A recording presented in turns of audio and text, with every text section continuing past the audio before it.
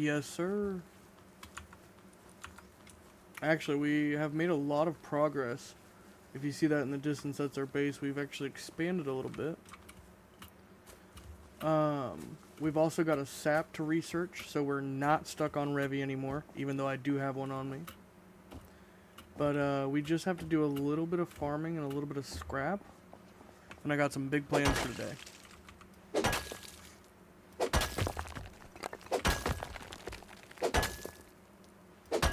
Just a little bit of a farm to expand the base. Then I think it's scrap. Like, we just need scrap. I've been basically researching everything on tier 1. I've got satchels researched. I've got a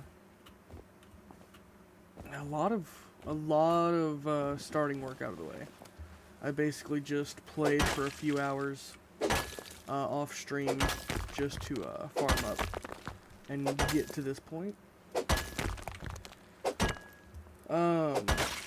It was actually interesting because the other day I tried to hop on and it was probably like 150 players-ish, but they were just swarming this area, so I couldn't do much anything the other day.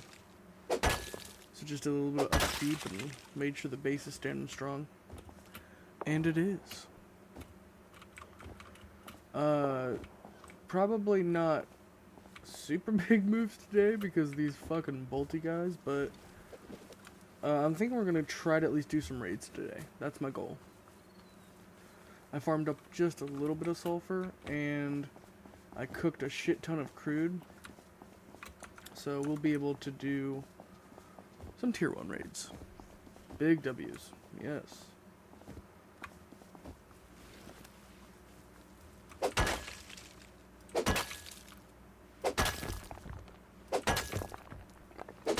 But now that we've expanded beyond a 2x1, we'll definitely get raided at some point. Last night I was playing, I'd been playing for like 5 or 6 hours or so. And then all of a sudden, Amazon, I guess, is having like issues. I actually saw about it at my work, but also they're having issues on the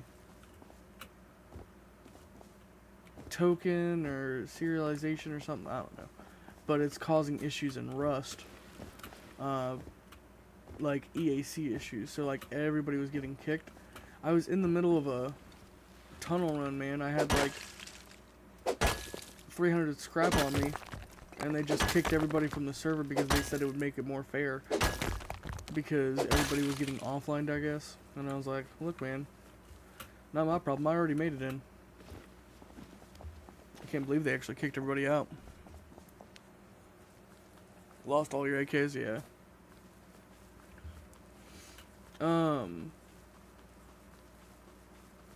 I don't know, man. Making a Rust with like a duo makes it infinitely easier. Like, I see the appeal because it does make it easier, but also grubbing as a solo is fun. It just sucks when you're pushed up against a 3-man or, you know, a 6-man or an 8-man Chinese Zerg. But we get through it. Earlier when I tried to, I did try to do one silly play when I was just offline earlier. And just tried to take cargo. Oh, God, I'm tired. Ooh, Jesus Christ. Bringing great energy to the stream this day.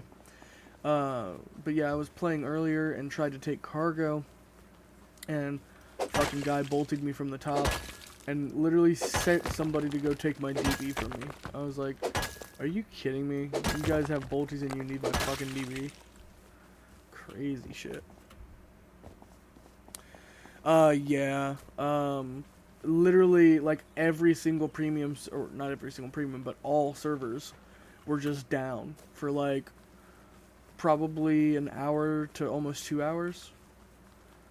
At least, like, I was kicked out of Rustoria, so I couldn't get in for, like, an hour, 2 hours. But apparently the actual problem started at, like, 1 o'clock last night, or today, I guess. Just nobody could get in. It kept on throwing EAC errors for everybody.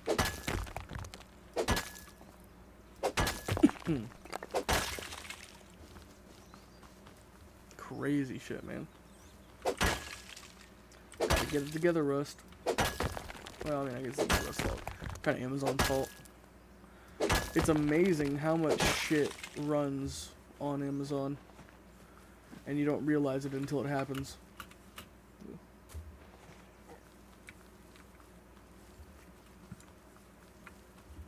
I'm gonna have to find a blanket here soon, man. I'm freezing. Speaking of which, cargo is rolling around again. So we might be able to see what's happening. I mean, it's got 3 crates on it, but we can try. Let me just do the boring stuff first and get some farm, and then we'll move on over there. I really want to get the base finished today. I want to start a farm today. I want to go to Underwater Labs, and I want to set up a factory. Those are my 3 main goals. And then, if we're feeling frisky enough, possibly take oil. But we'll see if that can happen. I don't know. It doesn't seem like it's been being taken much, so we might actually have a chance. I think cargo is being highly contested, though. Yeah, gonna have short Amazon. Yeah, Rust is a brutal game to play solo. I think you kind of gotta be a masochist to enjoy solo. But I don't know. It's super rewarding, you know? Like, being able to do all of it yourself. And, you know, I'm no expert, right? But it helps you learn a lot of the areas that you're weak at. It makes you learn all parts of the game instead of dividing it above, you know, between a clan. So, it's kind of different in that aspect. Alright. Let's try to finish the base real quick. And then we will go see what's happening on cargo. Just take this prim kit with us. Alright, that side's done.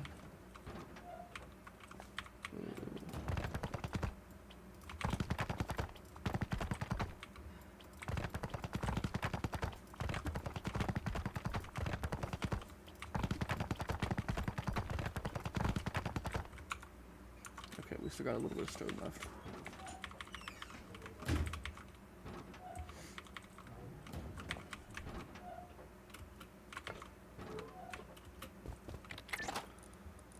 We need some wood though, so let's go run and take care of that.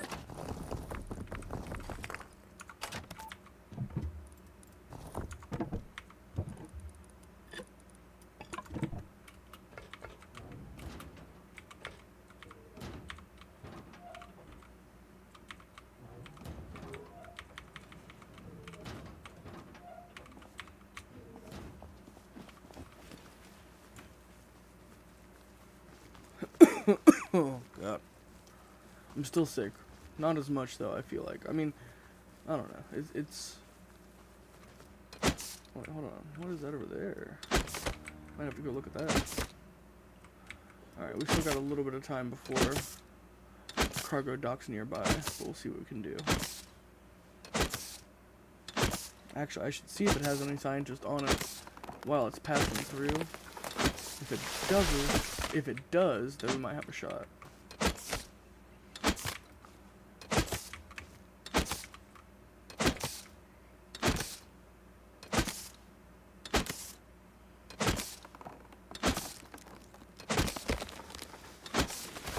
I think out of all of the things in Rust, though, the one thing I hate most is chopping fucking wood, man.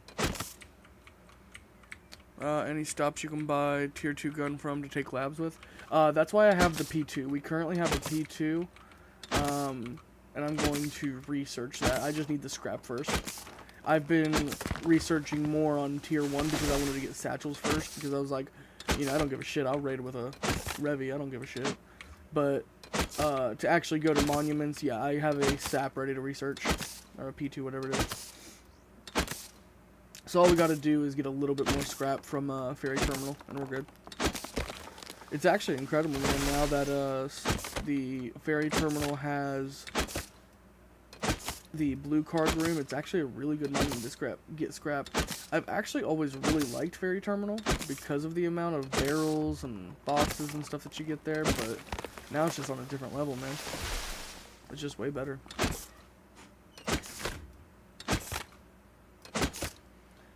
Plus, I'm working my way up the tier 2 to get more different weapons as well. So, we're not too long away. I've actually been going into the tunnels a little bit too, trying to get down there.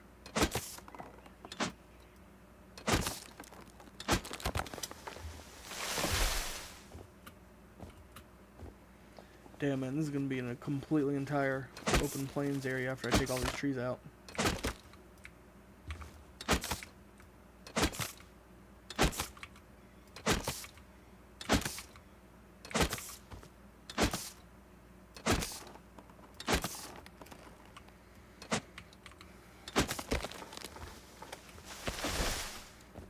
Alright, cargo is actually passing by. Let's see how it's looking. Let's go put this wood away first, though. I mean, like Tommy Sar, I know the Restoria server I was playing, you could get Tommy Sar for 300 sulfur, but a long walk to Outpost. Yeah, especially here, it's pretty far away. Like, I would probably just be better off spending a little bit of time getting scrap and researching up towards it.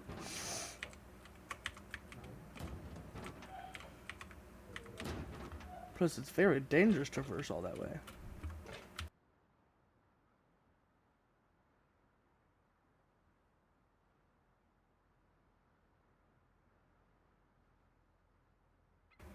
Oh, I'm like hacking up and coughing and sneezing and farting all at the same time, man.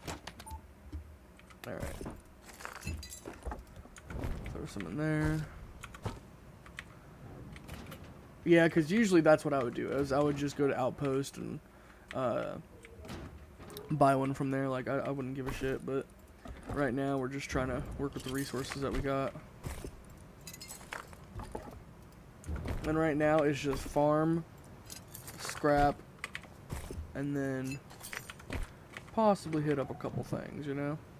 I mean, we're not doing too bad, man. We got like a shit ton of loot, but we gotta get Molotovs, we gotta get some more tier 2 guns like the P2, you know, all that good stuff.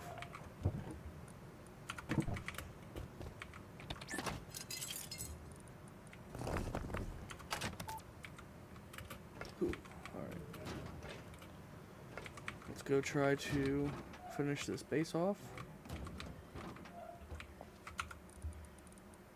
Oh shit, I forgot a building plan. Let's go look at this. I might not be able to, the scientist might not render in all the way over here.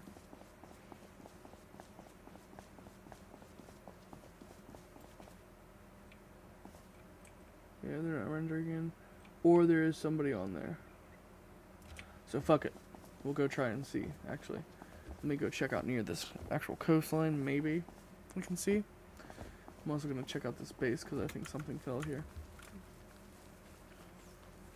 Or something decayed, I should say. Oh shit, there we go. Free little bit of loot.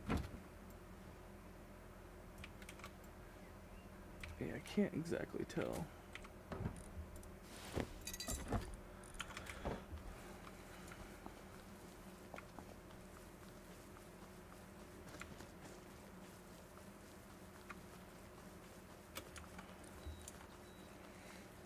Alright, I am upgrading these walls, and then we are going to cargo. If I lose this kid, it's not a big deal.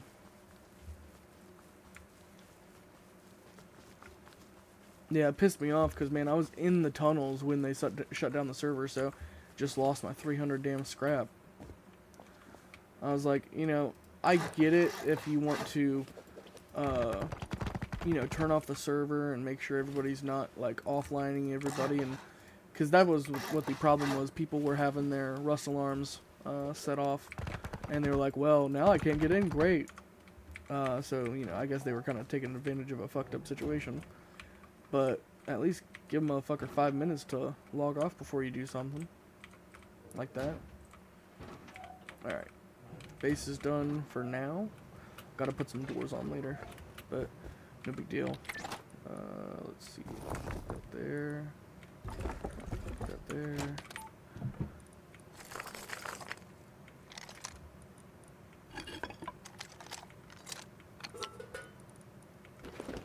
And that's good. We can research the high caliber revolver. That's good. Alright.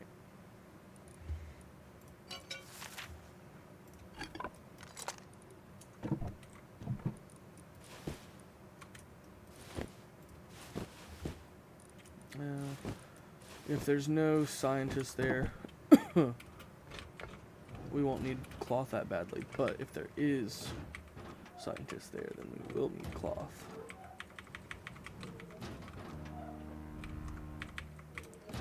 Yeah, I've seen a lot of people use it to really good effect. I also want to get some turrets up today. I'm trying to figure out how to get this turret up here because I've actually been messing around in that compound up there. So these guys were rolling down over this mountain. They were the ones with the Bolty and going back and forth to ferry terminal all the time and shit. And I guess they got raided because their whole base is crumbling apart. But I took like 200, probably more than that, like 400 clones from their storage, so we can set up a really good farm for berries. And then we can also set up, what was it? Oh yeah, no, the turret.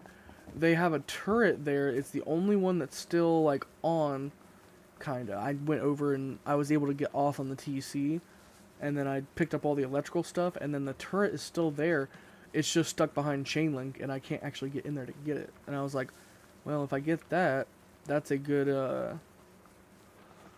you know, way to just easily get turret real quick, and then we can start building turrets and turret up our base on the inside.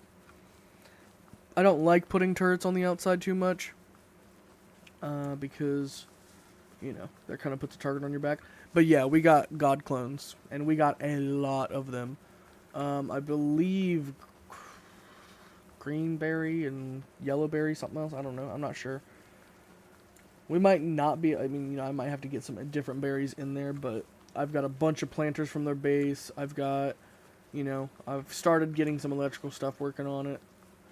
That's the kind of stuff I like to do in Rust, man. I really like the farming. I really like the actual, like, engineering and the factory work. So that's what we're going to do today as well. I really want to get a factory started. And then I want to get, like, a little bit of an automatic loot sorter built, because I love those too. And it just allows me to flex the one skill I am good at in this game, which is electrical and wiring.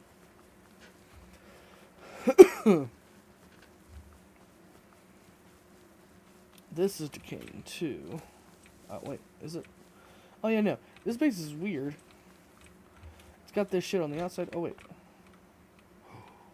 I never saw the inside before. Oh, but it's been looted. Oh, not all looted. There we go, I'll throw some bees at the guys.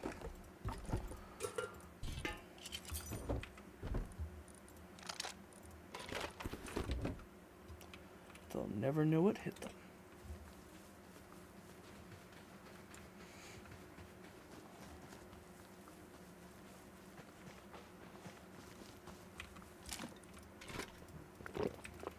Water just in time of need. Yeah, man. Water, or not water, but teas are super powerful.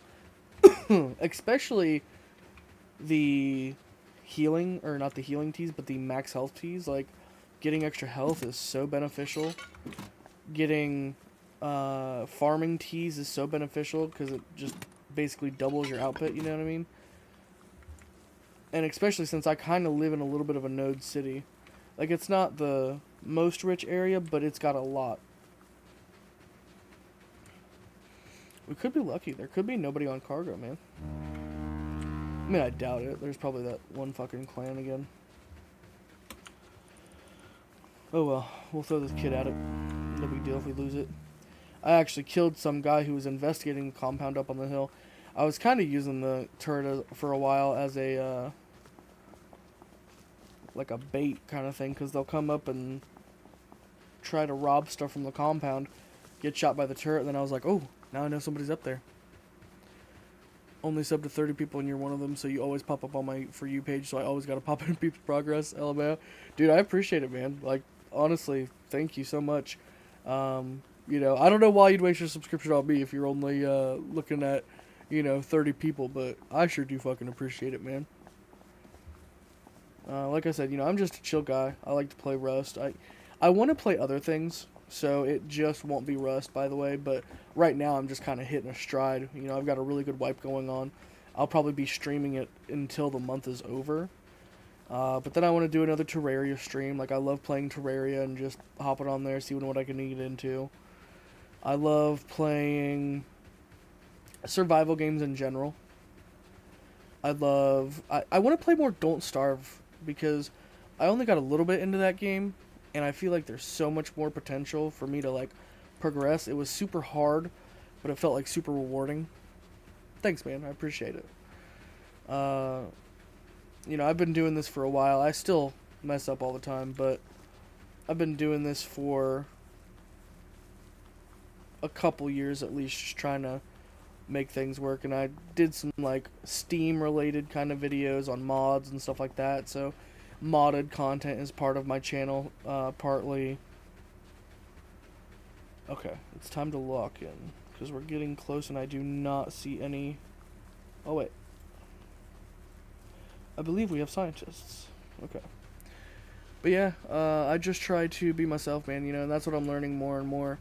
Because earlier, I guess, in the beginning of my streaming or YouTubing or whatever you want to call it kind of career, like, I started off trying to be much more high energy and trying to output, like, high octane all the time. But it just didn't work. Burning myself out, and it wasn't good for me. And I'm just trying to be more authentic, be more me. I'm a piece of shit, but it's me. City Skylines video years ago about modding, that's crazy. That's crazy that you watched that all those years ago and still watching me, man. That's crazy. I love City Skylines, man. I'm going to do another one of those streams. I want to do City Skylines too, but I've heard so many bad reviews about it. Like, people just do not like it as much. Alright.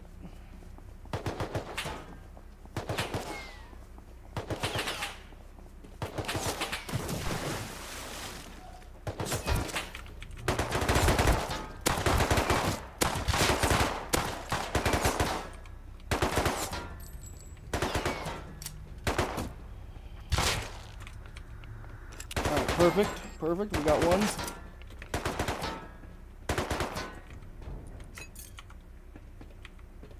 Alright.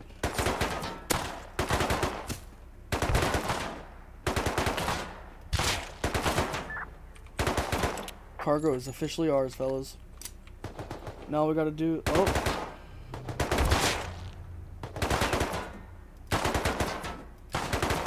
Where the hell does it go?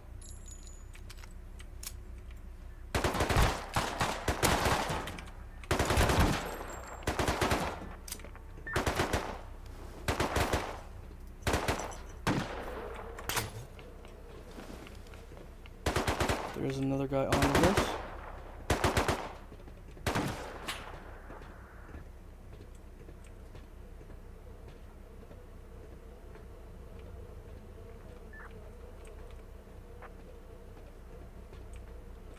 Oh, he might have a hazmat on, so he might be, like, immune to the bees.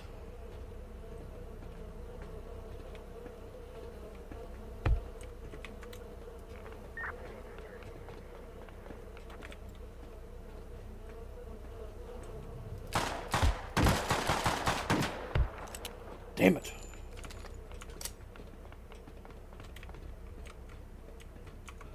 The bees kind of backfired, but...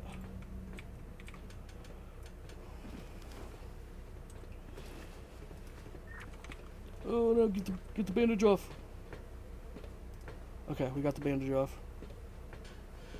Now it's just me and this fucking guy.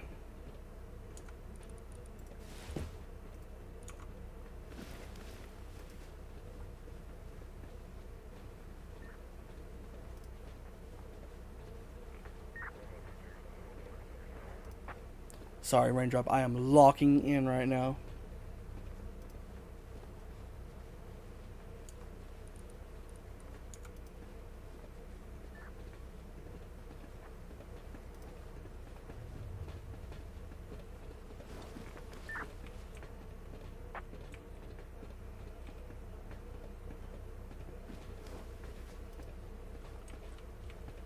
We've got this one guy.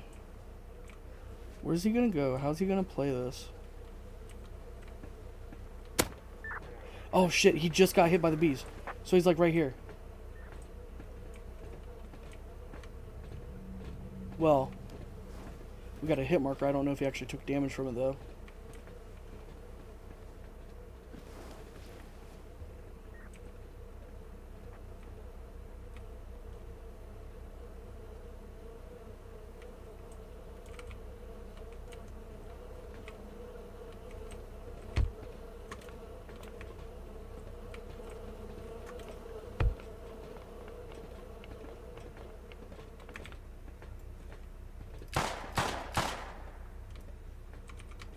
Alright, he's down there still.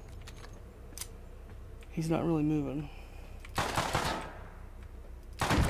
Damn it, he got me with that one. Oh, god damn it.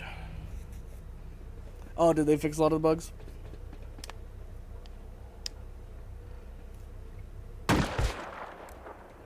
He got that fucking mingy on him. I should have brought the high caliber revolver. God damn it. Alright. Good try on Cargo, though. He came up right after us. I'm going to try to see if I can still get there. We'll try to see. Is Cargo leaving? Oh, no, it's still there. Yeah, it was a good try.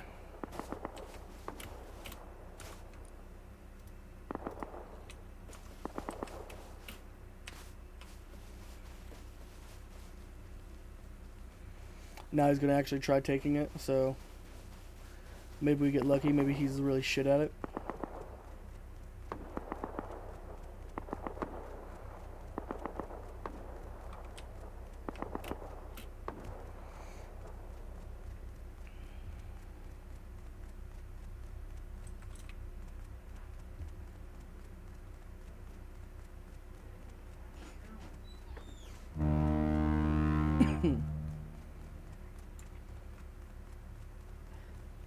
No, it's leaving. This is our last chance. We jump on right here. Ugh. We got this.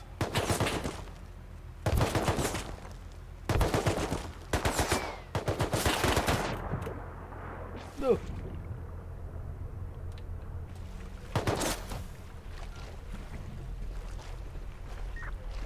Damn, we missed that last ladder. Alright. GG's fucking Cargo. You win this time. God damn it. Cargo is one of my favorite monuments, I think. Like, it's just the way it moves around the map and doing everything. Alright, we got more important things, though. Let's see. Damn, that's a 4-crate Cargo? I ain't never seen that shit. Jesus Christ. Alright. Spawning back in base. We've got plenty of things on the agenda today. First is getting some scrap. So we are suiting up and we are going out to face the tunnel dwellers. Because that is what we need to do. Alright.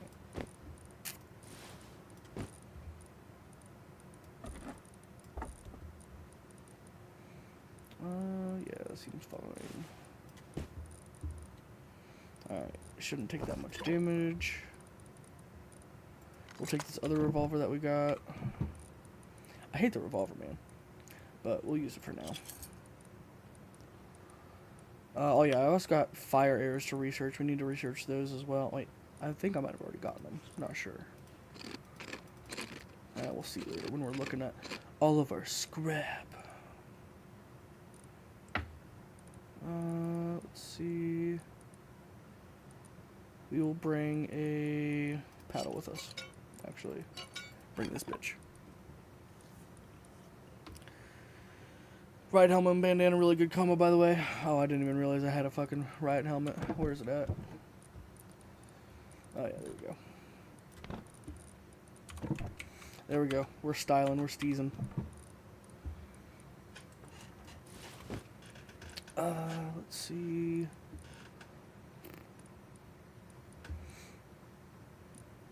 Yeah, we're good. Okay.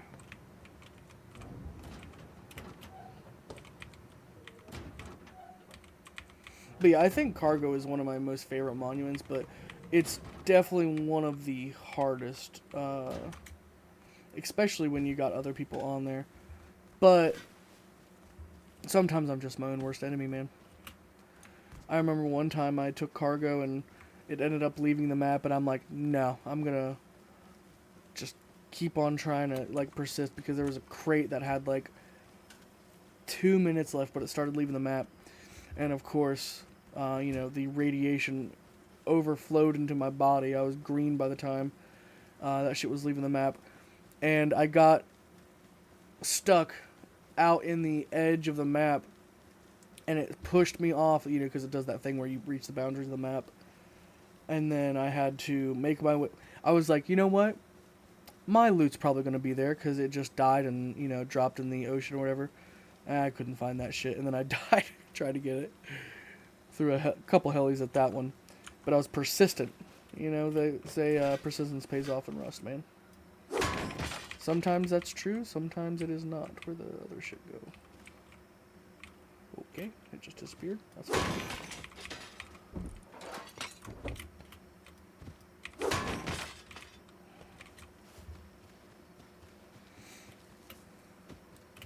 But yeah, City Skylines, man.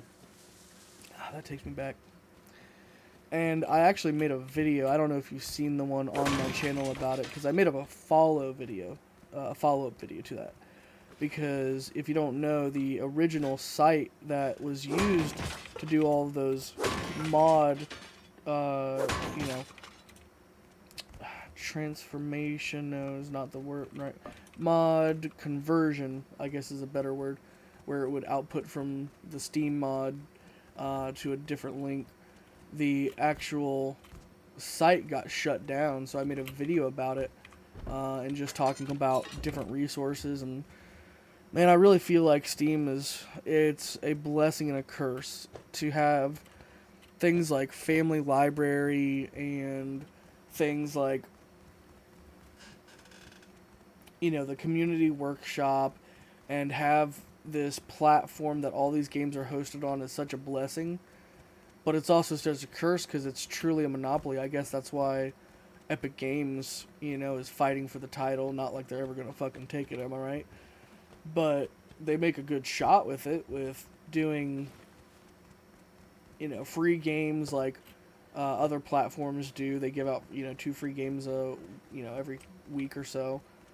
I don't know if it's every week, but giving out free games semi-regularly, basically. And to do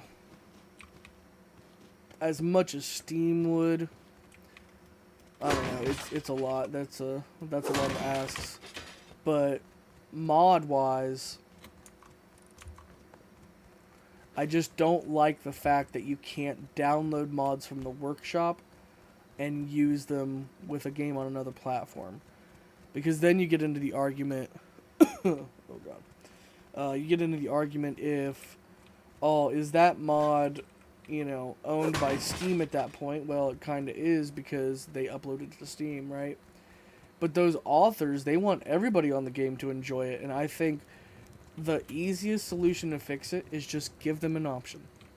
Give them one little checkmark box and say, do you want your mod downloaded for games outside of Steam? Like, do you want them to be able to download it for use outside of Steam, you know, not linked to the workshop? And if they say yes, then it's simply included. If they say no, then you can't. Definitely Monopoly, but I will give them credit to the fact that Valve isn't super greedy. I mean, yeah, they definitely aren't, but again, when it comes to a situation like that, that is a sign of greed, where it's like, oh, we're going to keep you on our platform, haha, if you want easy and able to use mods, you are forced to use our platform. When again, I say the authors would want people to use their mods for their game, no matter what platform they're on. I mean, their argument is that it spreads piracy, because if you do that, then people with pirated games can download the mods. Well, it doesn't matter how they get the games. I mean, they can get the games from Epic, or they can get the games from, GOG, or whatever it is called. And if you do that, you don't have any mod support. And that's what I was looking at all those years ago. I was like, I was sitting at like midnight. My brain was on fire because I saw that Epic Games had given City Skylines away for free. And I was like, there's no way for them to get mods unless they wanted to go to Nexus. And that's, some people still comment on that video, by the way, and say, just use Nexus and that would be fine. You could get your mods that way. Brother, you can't get mods that aren't on Steam. You can't get mods that are on Steam if they're not on Nexus as well. Like, sometimes the author uploads them, but sometimes they just upload them to Steam. They want the average consumer to link to Steam instead of other platforms. I mean, that damn straight, man. The more time you spend on Steam, the more library you amass on Steam, the less likely you are to go to other places. And in the end, you're going to go to Steam because it's convenient, man.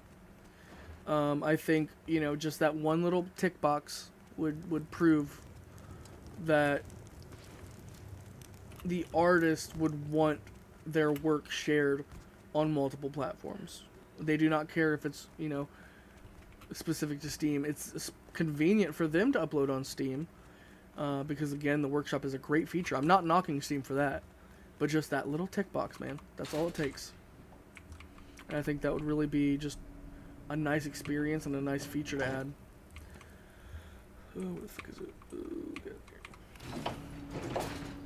Oh, I don't know. I have my own gripes against Steam, man.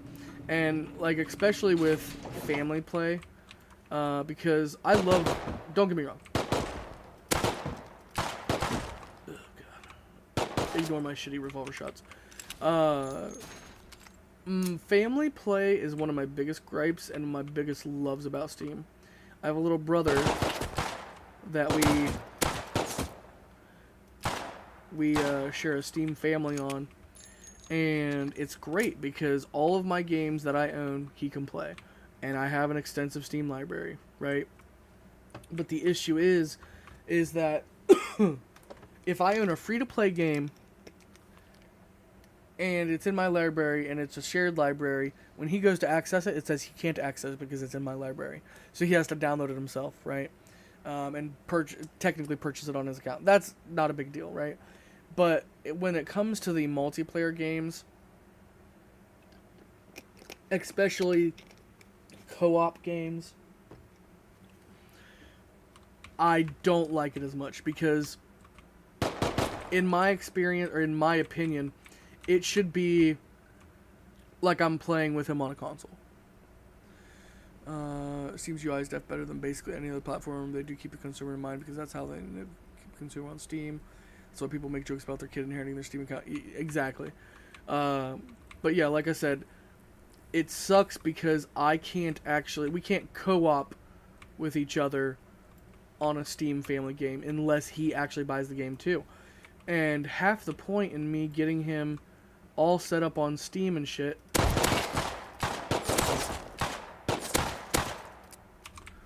half the point on me like getting him a computer and getting set up on Steam was so that he god damn it, sit still.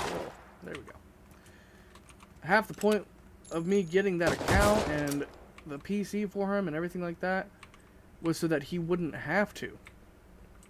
Oh jeez. Because I didn't want to buy... Oh, okay, I did bring cloth, okay. God damn, he's a slippery son of a bitch.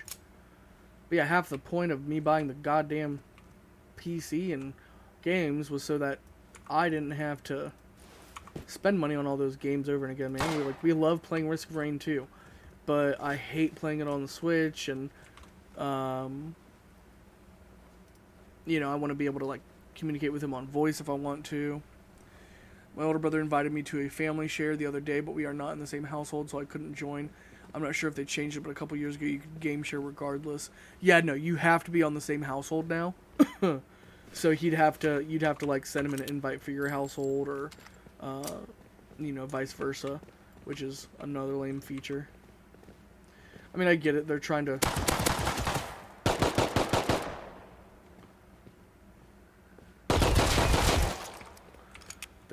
I guess, limit, you know, make you actually pay the game, and use it, whatever.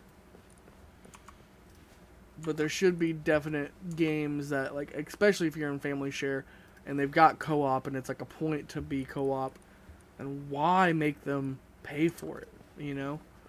If you both share the game, you should definitely be able to play those types of games together. That's just my opinion, though. And, you know, who wants to listen to me in the end, man? I'm a nobody, I know it.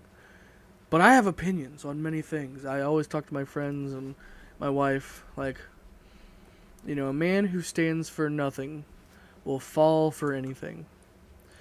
And I am proud of the amount of hills I die on, okay?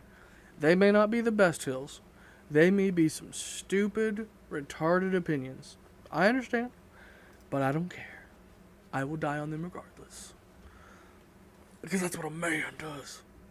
Alright, back to full health. Alright, they've probably ran away by now. Let's try to get them again.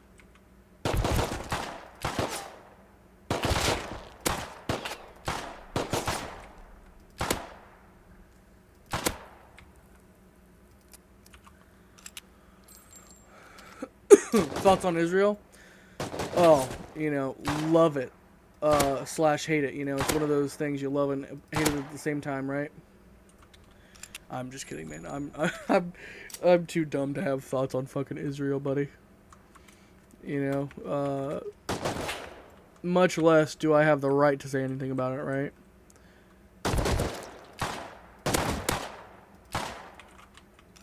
Oh, he already died and I still tried to shoot him anyway. Alright.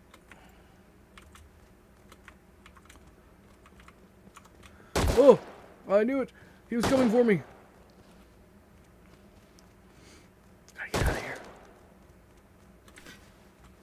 Thunder rolls are scary, man. They hit hard.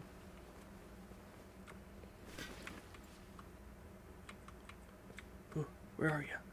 You bitch. Oh, he's running away again.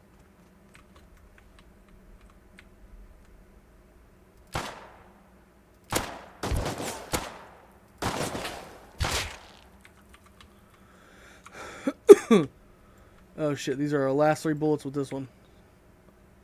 We gotta make this one count.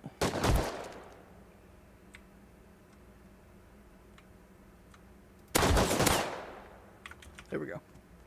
With 1 bullet left, fellas, we did it. Well, we did this side.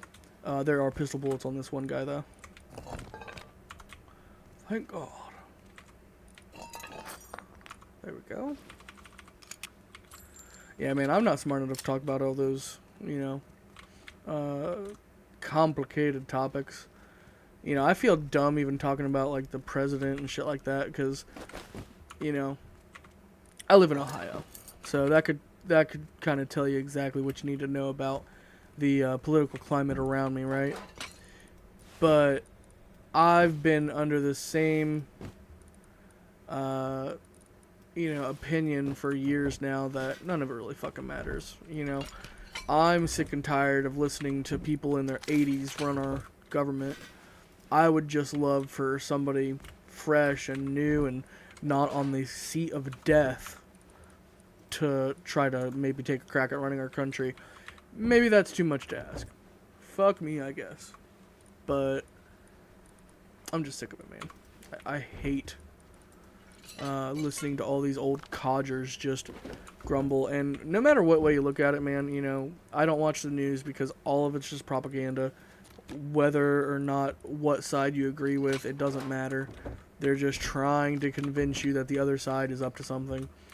And then the worst of it all is, you know, one side is also trying to make you think that there is a war going on, you know. because everybody would love to believe that they're in a cosmic war of good versus evil instead of realizing that they're just a cog in the economy, and it really doesn't matter anything that they do. It's like,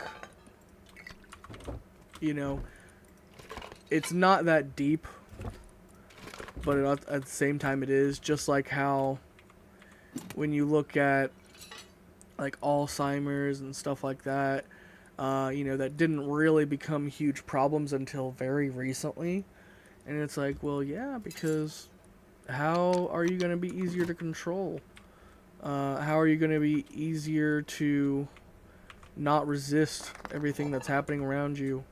Oh, that's easy. Just, you know, inject you full of microplastics until the point where you literally can't remember your own fucking name. Oh, and then, you know, no problem. Very valid take. None of it really matters. It's all negative. Left or right is the same thing. Damn straight, man. It's literally, none of it matters. You could sit here and argue and argue and argue, but any way you look at it, somebody's getting rich off of you. You know, at the end of the day. The people in power will stay in power, and, you know, I also saw a clip the other day where a guy was talking about, oh, and they were so mad at him too. Like, he was getting flamed. But he was talking about the fact that in any political regime in history, no matter how far you look back, nothing has ever changed without violence.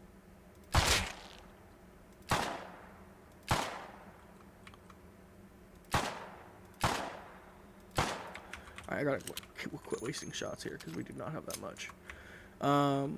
He was talking about just how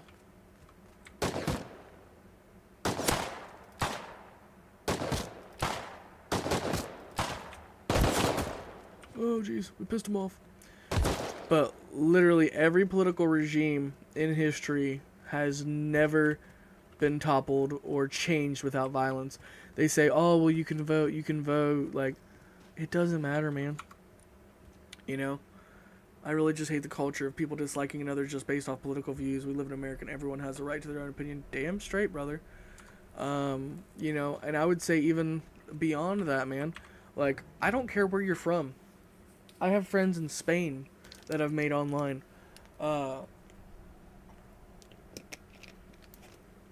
In general, and, you know, I also make it especially a point during, like, D&D and stuff like that, too, because I love D&D, that with anything, and I try not to bring up politics in real life. You know, I'll bring it up here a little bit because, you know, I'm just rambling to myself and you, Raindrop, basically. But in real life, I try not to even bring up politics, man, because it's so divisive. And I am sick and tired of the times that we're ruled by who we vote for, man. It's not fair. It's not fair to, you know, not like somebody for a different opinion, you know. What happened to everybody having a different opinion and just coexisting? Now everybody just wants to exist in an echo chamber, man. I don't want to exist in an echo chamber. I want to be challenged at least a little bit. Like with my buddy Tony, brother, I yell at that man until I'm red in the face sometimes because we get into fights over stupid D&D shit, but I love that because it challenges me, and I've also been way faster with my wit because we stopped hanging out for a while, but we got back together again and just started hanging out. And yeah, listening to him, it's just like me going off on him and having a different opinion and just being able to exercise that with him, it goes crazy, man. It's been so good for my mental well-being and like my mental acuity, my wit. I'm like becoming Daredevil over here. My senses are on fire, you know. I'm exaggerating, but you know, I am getting better. I used to be very quick-witted, but then I smoked a lot of weed, so I stopped being so quick-witted. I have strong geopolitical views, but those are my personal views and wouldn't judge another for not agreeing. Very recently has this become such a problem too. I do think it's the internet. You live through echo chambers and learn to hate anyone with a different view. It's horrible. I know, man. It's crazy. You see it so much more, and that's what I said, like, they're convincing people they're in a war. It's literally militarization and propaganda at the lowest levels. They think, first of all, it's fear mongering, so you're going to watch it because we know that people get more views if they do bad shit on the news, right? They know, oh, nobody's going to tune in to watch the fireman save the puppies. We have to put in some bad shit. Let them know that their democracy is failing if they don't fight for it. And again, people would rather believe they're in a war than that they don't matter. Man, I mean, that's just really the when it comes down to it. People are blissfully ignorant in that fact. I think it goes to show you just how messed up it has all become, man. And again, if we would, because that's the thing. At the end of the day, the president's just a figurehead, man. It doesn't matter. It really doesn't matter. Like, it doesn't matter so much. It doesn't matter on multiple levels. Sad to say, but it's fucking true, man. Just wish people would wake up to see that. And to hate people. I mean, especially like with the Charlie Kirk thing that just happened. Like, oh my god, if you want to talk about, divisive things, that's something that so many people got riled up, and then so many people are saying, or like, happy about it. I'm like, you're happy that somebody died? Like, do you know how fucked up that sounds? I don't care how bad of a person he was. I mean, there's a reason why we've gotten rid of the death penalty in so many states, right? It's wrong to kill a person that way. And the fact that you're just basically cheering for it, I mean, says a lot more about you than it does me. These fucking people, man. I couldn't believe it. It was like some video on fucking Facebook, and it was just this white trailer trash mom that was 600 pounds, and she was talking to her daughters, and she was like, guess, I have happy news, guess who died? And, the first thing they say out of their mouths was, Donald Trump, and I was like, okay, so not only have you successfully brainwashed your children, you're turning them into sadistic assholes at the same time, so that's cool. Regardless, I mean, I don't like any president that we've had in the last fucking 40 years, But my god, to be happy about that, that's just crazy to me.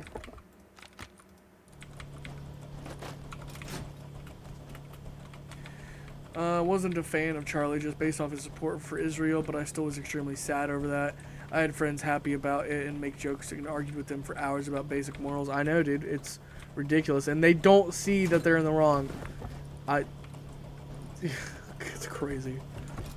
Being happy about somebody dying is just insane to me.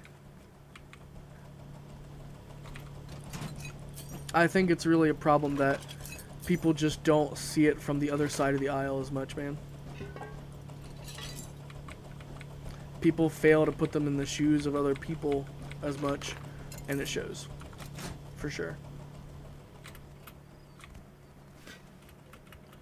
God damn, barrels respawning left and right.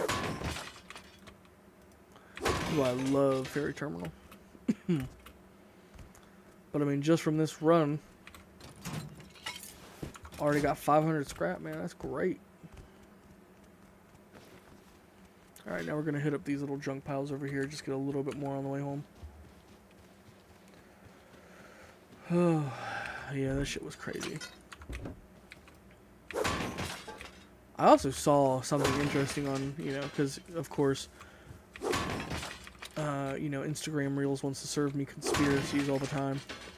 They were showing me, like, pictures of Charlie Kirk's assassination, like the date of it, and then the fact that there were Amazon books in a day before he got killed called, like, the death of Charlie Kirk and, like, this and that. They were, like, trying to link up a conspiracy together. I was like, well, first of all, that could have been doctored, but who knows. Can't trust anything online anymore. But interesting nonetheless, if it even did have a grain of truth behind it.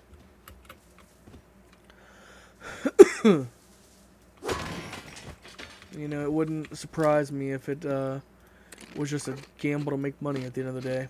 That's what also is like truly baffling to me, is that people just don't realize money is the core of the issue at the end of the day. That and laziness. A lot of people are lazy, a lot more than people think.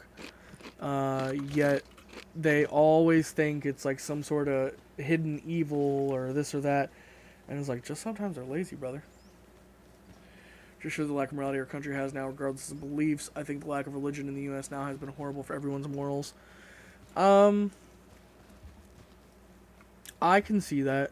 I mean, you know, when we were a Christian nation, you know, everything was a lot different. But it's also, you know, because then you get into like, oh, well, oh, so you want a Christian state, or you want a, I don't know what the word for it is. Just basically talking about like, what am I trying to say? I need to figure out how to word it correctly, and I also need to figure out what I gotta drop. Okay. Christian state. I think I forgot what I was gonna say. It's okay. I'll remember it in a second, and then I'll be like, ooh, raindrop, I remembered. But I can see that, you know, with a different religious atmosphere. Oh, now I do remember what I was going to say. I think it's also the spread of information, right? Because, you know, the internet was not a thing all those years ago, and now with the internet, you have this rapid polarization that is able to happen right under your nose, you know? As long as people are able to share their beliefs like this, you know, it's gonna be common. You kind of really see who people are, and with that kind of network that you have, it's a lot easier to fall into that less moral ground, less morally high ground, I guess you could say.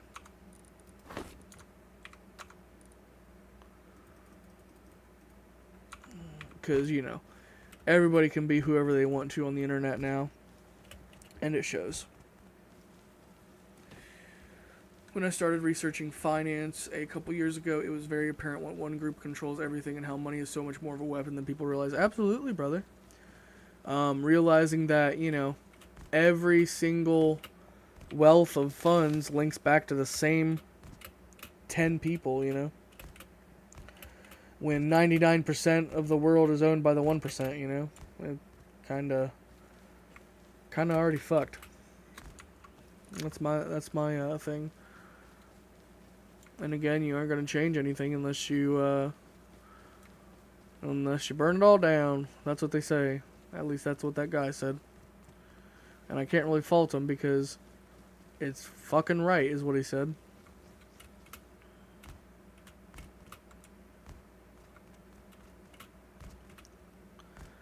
But yeah, here's our base today. We're actually looking pretty good. So we have a pancaked and honeycomb 2x1. And I just added 2 separate chambers. One for factory. And one for, I don't know what, probably the farm. Actually, I might do the farm on top, so we might get to do that in a little bit. But let's bring the scrap in, and we're going to make some important researches. Actually, let's see what we're at on the tier 2. Oh yeah, we can just go down the tier. Wait, no, maybe not. Okay.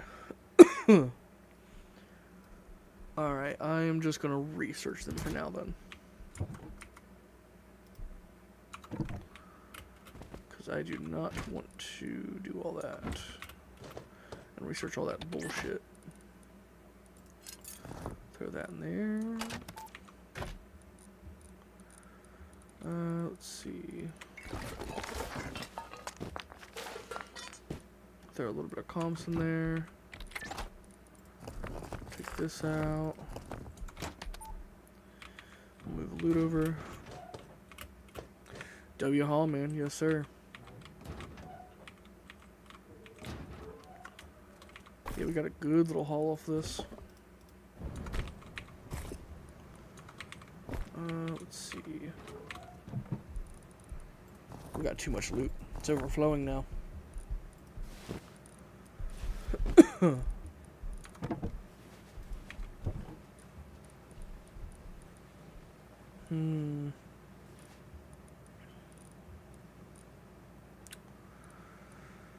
Let's go ahead and put this fridge out.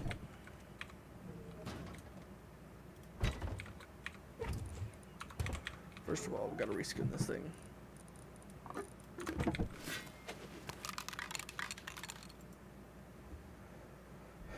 We're doing that one.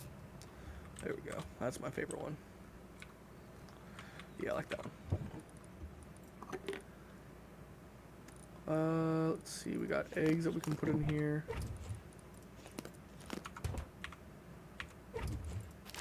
Got that we can throw in there. Got that we can throw in there.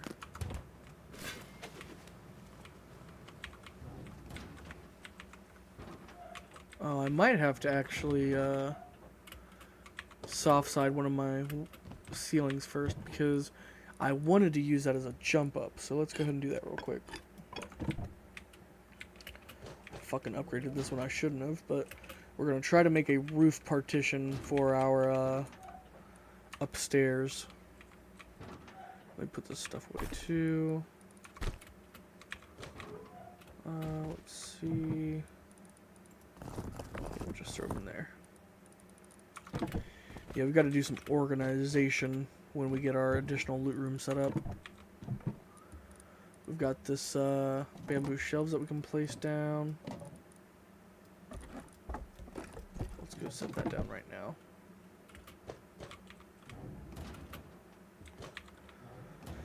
It's getting a little too claustrophobic, you know? Ooh.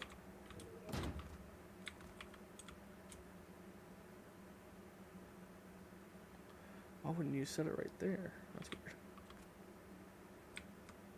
weird. There we go. Okay. So we can still get into there. Let's go ahead and make our doors.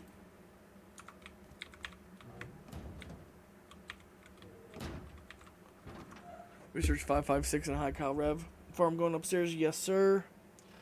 We got big base upgrades to do. Oh yeah, I need to get the research bench to actually research some stuff.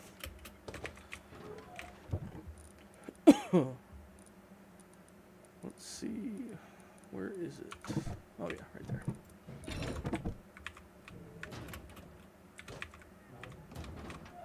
And honestly, it might behoove us to do a another recycle run at some point.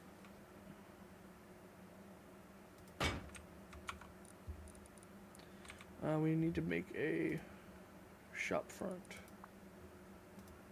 250. Okay, we should have that. I've been cooking metal like a fiend, man. Ah, God damn it! I've got to stand by the fucking workbench.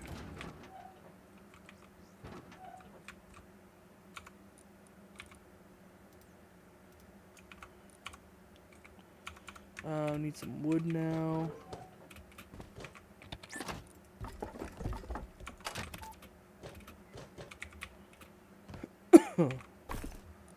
First of all, throw that in there.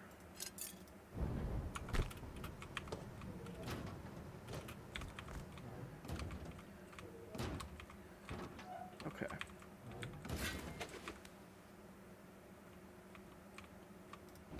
There we go.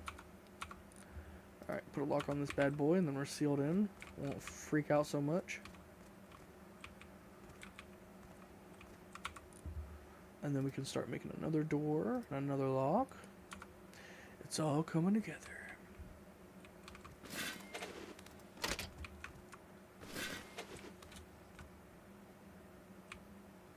Oh, that's lame.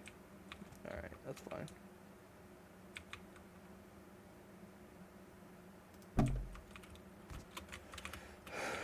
Alright. We're gonna be here for a second.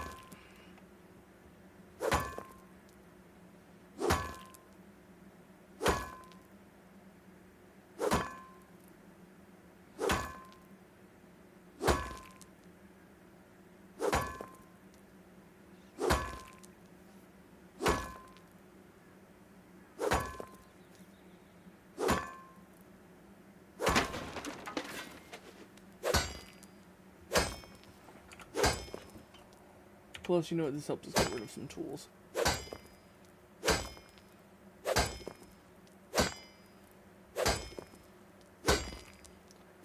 Oh god, this is gonna take forever. So how's your day been, Raindrop? Is it just starting or just ending? Or somewhere in the middle?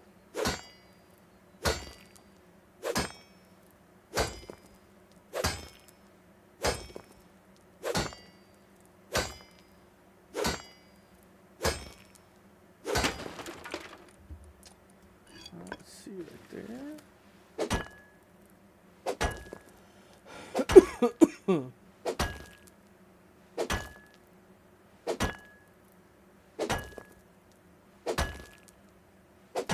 See, now this is a W thumbnail because now everybody's going to check in because I'm eco rating, and then they're going to realize, oh, I'm just taking apart my house. Just ending honestly up late as fuck watching this.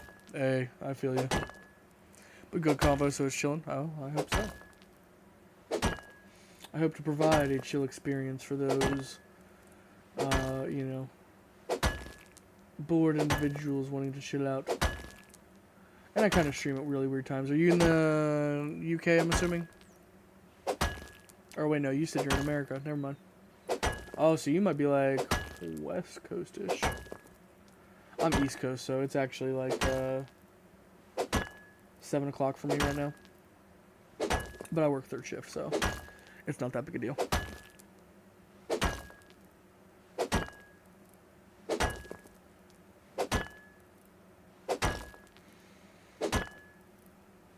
California? Yeah, that's what I figured. So it's like 2, 3 o'clock for you? Bay Area? Gotcha. Let's see. Okay. Gotta get some more tools.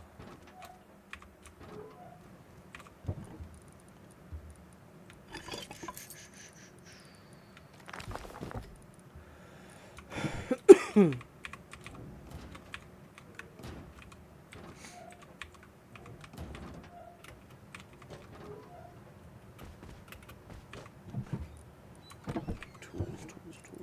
There we go.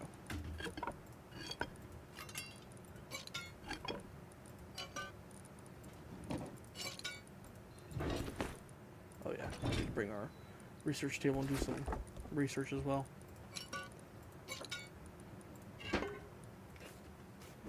Oh god.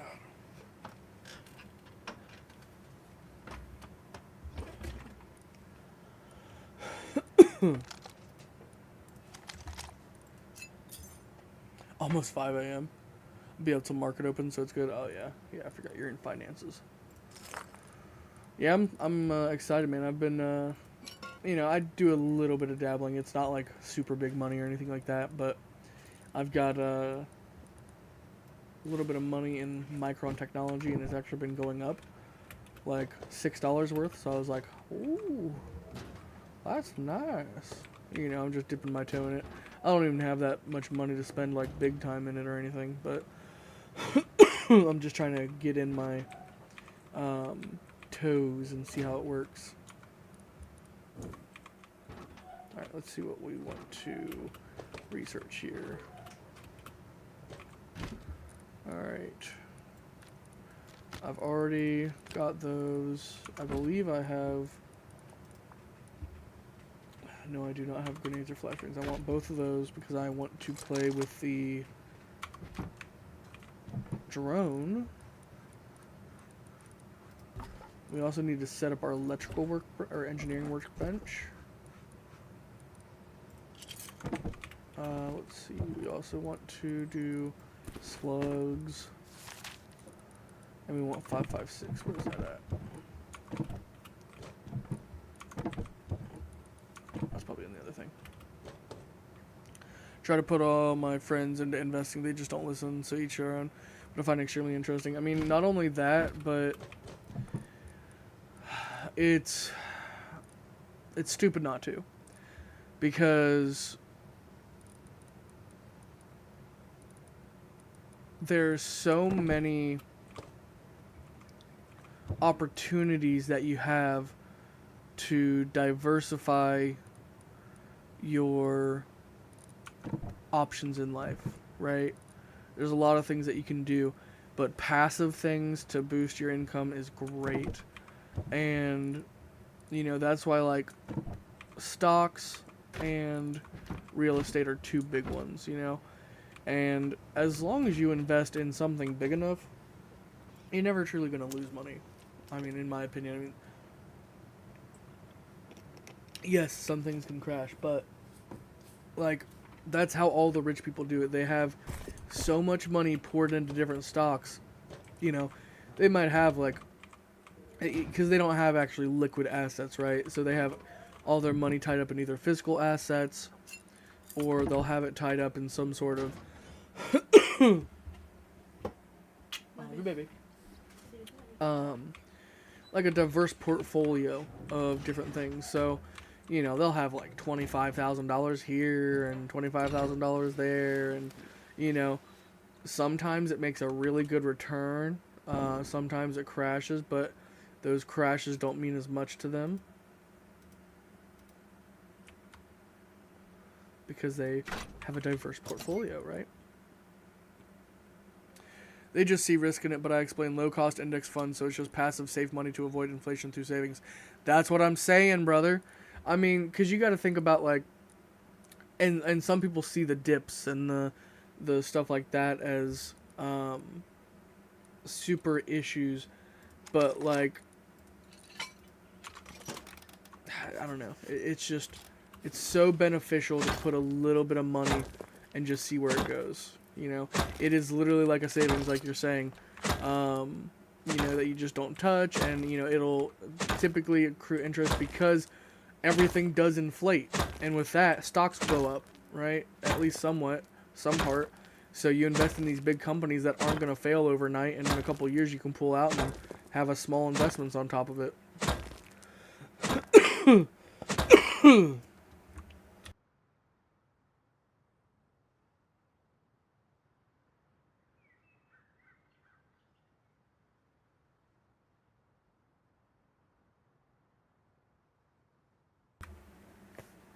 Oh god, pretty big into crypto, and lost a lot on 11th flash crash, but I longed the entire market and made a lot more.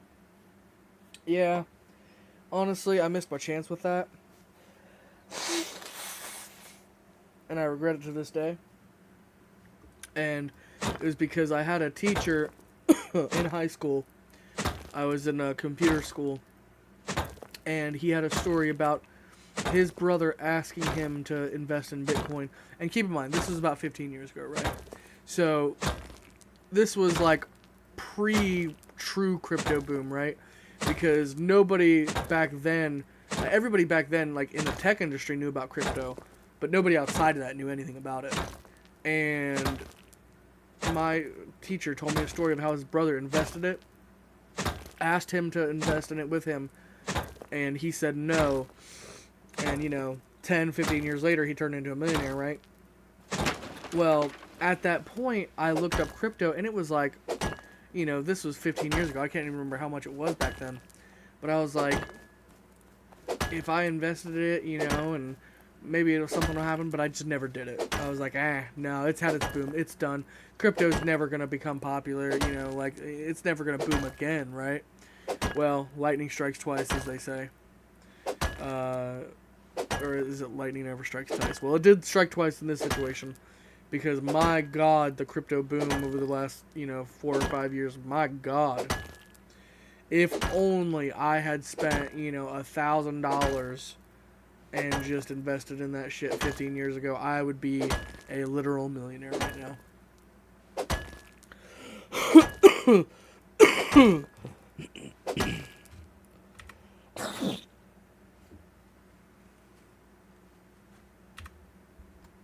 But, you know, life is full of couldas, wouldas, and shouldas.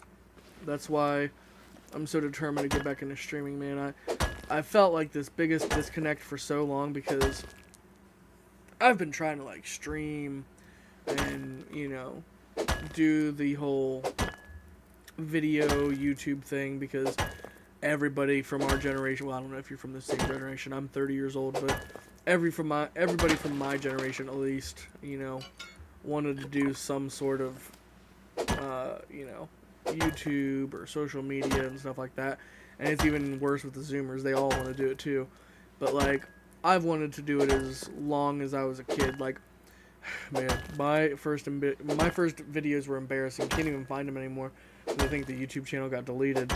But I had this cringy anime name account. You know, this is back when, 19. Yeah. So not my generation. Still does seem like crypto is done, but only about 1% of the world population holds any crypto. Yeah, I can believe that. But this was back when, you know, being into anime was not that glorious, and, you know, you were bullied for being into anime. I had a fucking like a Nine-Tailed Fox YouTube account, and I did these, you know, because I saw, and this was me as a kid, basically. You know, I was super young, and I didn't know how to do any editing. I didn't know how to do any of that. But people were putting out animated music videos of these fights, and it was clips of videos, and it was just, like, timed right. So they would be fighting somebody in the anime that they were in, but it would cut right before they got to the anime, or, like, enemy, and in the video, they would, like, you know, put a different character in. So it would be, like, you know, nowadays it'd be, like, One Punch Man versus Naruto. Who would win, you know? And it would just show, like, random fights from either anime, and it would kind of sync up, and it would kind of look awesome. So I tried to do the same thing, but I failed so badly. It was so cringy. I couldn't even get moving video because my laptop was so shitty, and I didn't know how to actually record video from anything. So I just took, like, photos of the characters and put text on top of it. Oh my god, it's so embarrassing. But that was my first foray. I have come a long fucking way since then. God, I was terrible. I was awful back then. But now, you know, I know how to record. I know how to edit, and I'm getting better. I'm still struggling with editing, man. There's so many things that it's just like the nuance, you know, and I'm not that good at. Especially with Vegas. You know, I really hate Vegas. But I'm kind of forced into using it because I will not give Adobe my fucking money. I just refuse to. I'm so sick of them and their products over all this time. And I'm kind of just using Vegas Pro, and it just feels so inadequate compared to the other one. But I'm trying to learn more about it. It's a struggle, but I'm doing it.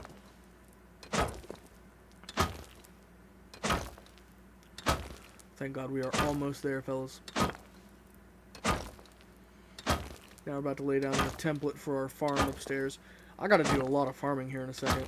We gotta repair all these fucking pickaxes and axes too. Just pirated Adobe years ago, but never got into editing. I'm horrible at it. Man, editing is one of those things. It requires a special touch, especially, like, so the one thing that really pisses me off with Vegas Pro is the motion tracking. Like, the motion tracking advertises that it does one thing, but in reality, oh, and, you know, when I'm looking it up online, they're like, oh, well, no, editing is perfect. You know, you need to actually, like, manually do it at some points. And I'm like, well, what the fuck is the point then? Like, I might as well just manually do it over the whole goddamn clip. Like, the whole point I put motion tracking in so it's going to track the motion. I don't know, it's ridiculous. But editing requires a very certain touch, and I'm slowly acquiring it. I'm at least able to learn how to edit better than the fucking music, man. I am no good at music. I suck at that shit. I could not find a cord in an electrician's warehouse. I tell you what.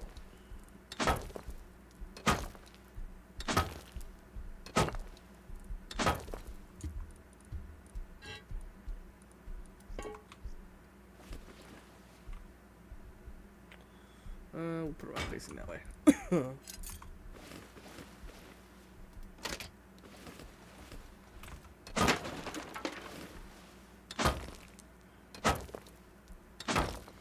I don't know, Vegas Pro isn't all that bad, but it's just like, and especially because there was this issue for like 5 or 6 months where I just had to turn off my online features, then open it up, then turn my Wi-Fi back on so I could use the stock assets because our shit was broken and you couldn't open it with Wi-Fi or it would instantly crash. Ridiculous.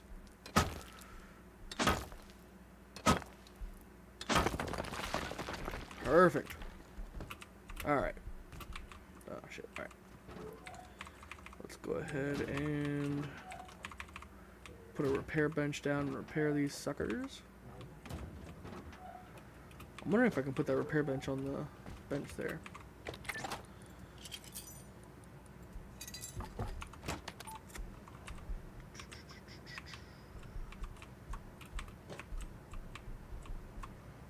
Items, repair bench, there we go.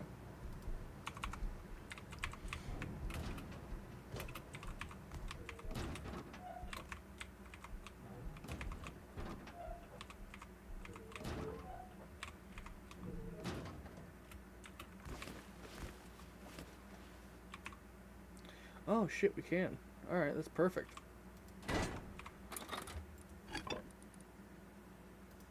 Alright, repair it, and also reskin it. There we go. Repair. Oh shit, we don't have that one. Okay. Repair. Don't have that one either. Okay, that's fine.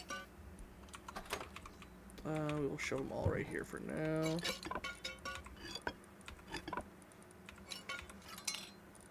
Let's also find some extra stone and we will build a entrance out on top. Finally get this little farm up and running.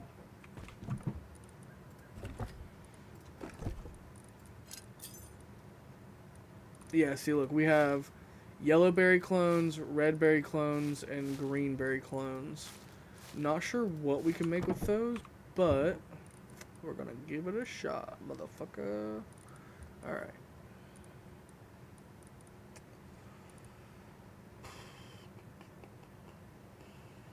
What do we need? What do we need?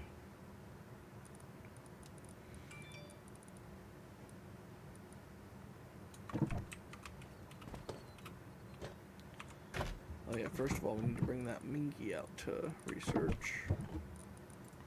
There we go. Let's see.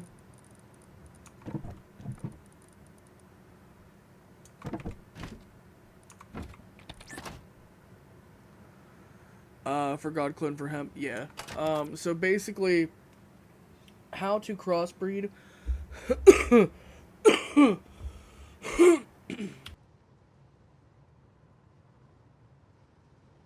How to crossbreed is really simple, actually. All you have to do is put one in each corner of a planter, and then put one like in between them, and basically as they grow they will officially hit like a crossbreeding stage, and you just want two really good looking plants that don't have any negatives. You just don't want to have any reds, and you don't really care about X's or W's, because I think X's and W's. But basically you just want G's and Y's. G's and Y's are the best because G is growth and Y is yield. So you basically just keep crossbreeding until you have one that has all Y's and G's. That's how you got a God clone. But honestly, you don't even need to really try to get a God clone. Like, if you get close enough, it's fine. You know what I mean? People always like try to eke it out and get that extra little step, but if you get something close enough, that's fine. That's what T-Guy Tom says, at least. Let's see. Let me put these fucking comps away.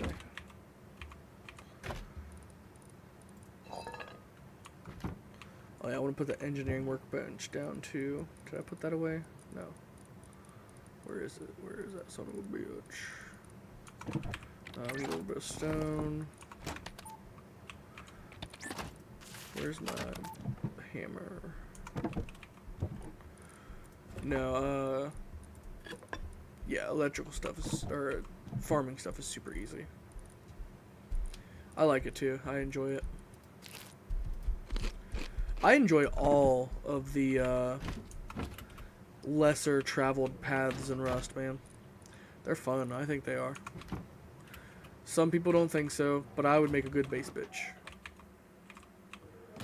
You know, so if there's any 100-man Chinese clan looking for a base bitch, I'm your guy. Let's see. Okay.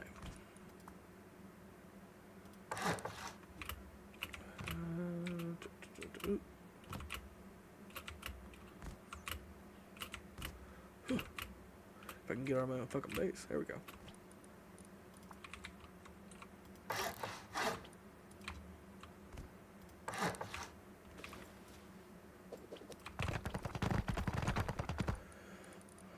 And we will put a double door on there.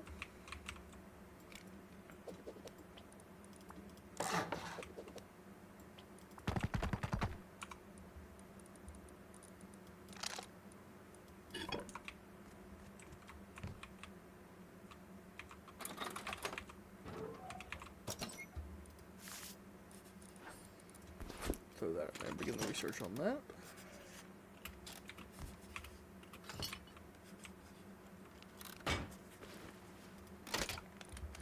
Alright.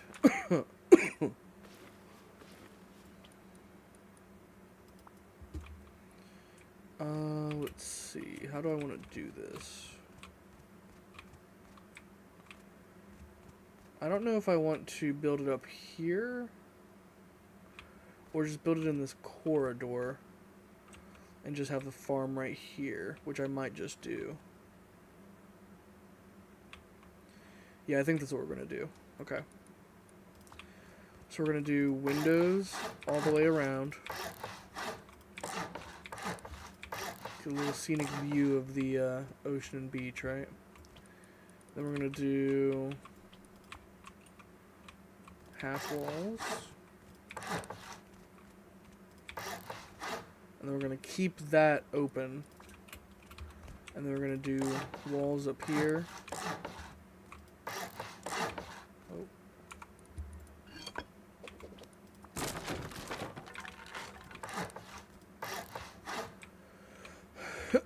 And then if we want to expand outwards, we can eventually go up here. Let's see. Yeah, right here, right here, right here.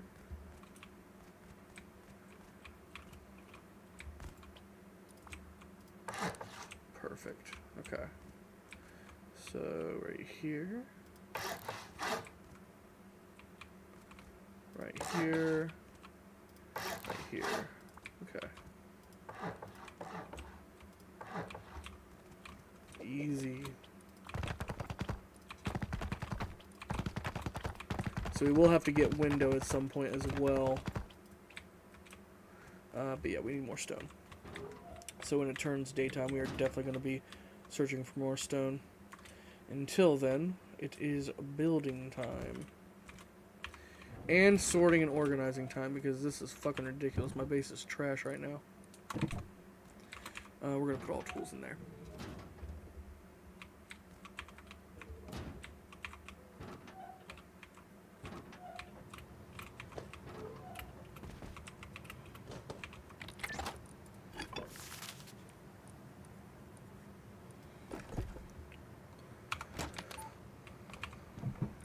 Tools.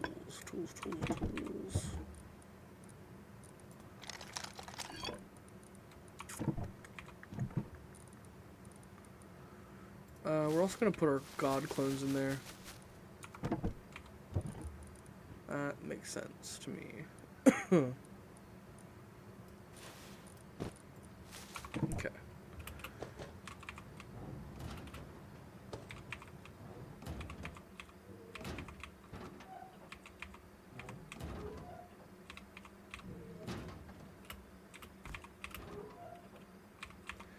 Also just gotta get, garage door alert as fast as possible, because now we actually do look like a threat to the server.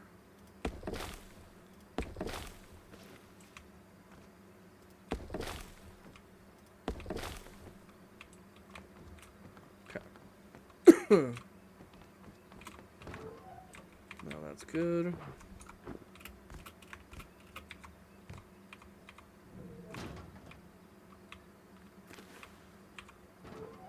We have the research bench there. Put that there.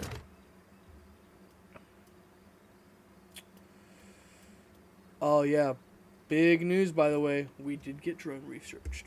Fuck yes. Should have kept one of those salvage picks. I'm not worried about it. Ugh. Honestly, I want to just go and make a trip to Outpost at some point and get our own refinery and get like a bunch of jackies at some point. But that's like way in the future, and then going on like a bigger, even bigger farm trip. Let's see.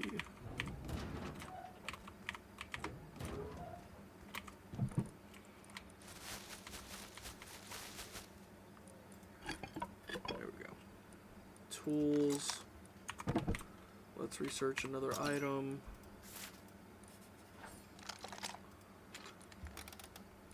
Let's just get this research out of the way, so I don't forget to do any more of it.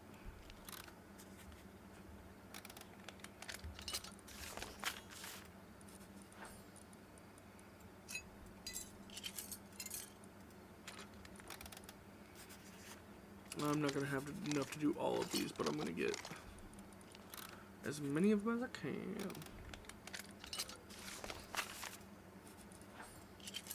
Oh, no, not that one. That one.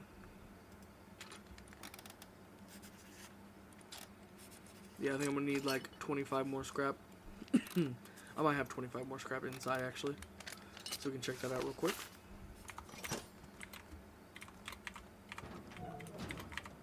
Honestly, I'm getting pretty tired of it being dark in here, so let's go ahead and throw on a miner's hat. Let's see.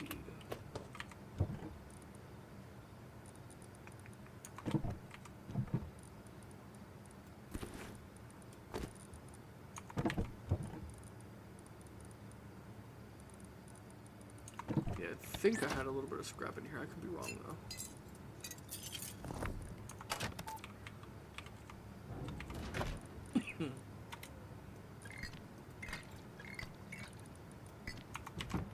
There we go. Alright. Let's see. I need my hammer again. Why does it keep getting moved?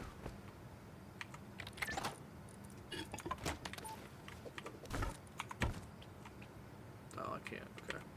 I just need to destroy it. That's fine. I've also got a chainsaw, so I can go ahead and chop wood at some point too. I need to do all of that good stuff. We also need to go on a kind of a recycle trip, because I've got a lot of shit that I can just throw in the recycler real quick.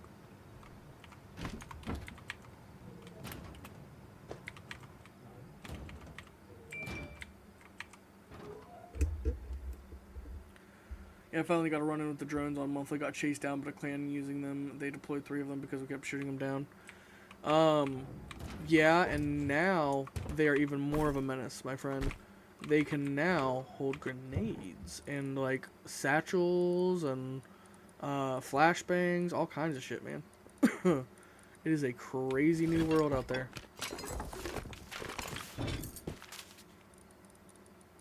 I am so excited to be using those.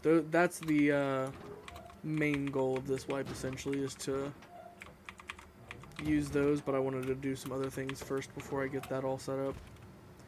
I just want like a factory to produce grenades and send drones out. So that's kind of the goal. Let's see. Yeah, I only have 1 scrap left, so that's not gonna fucking work.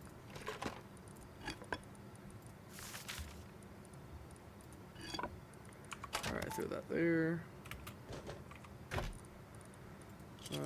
No. Throw the cloth in there. We'll take all of this out.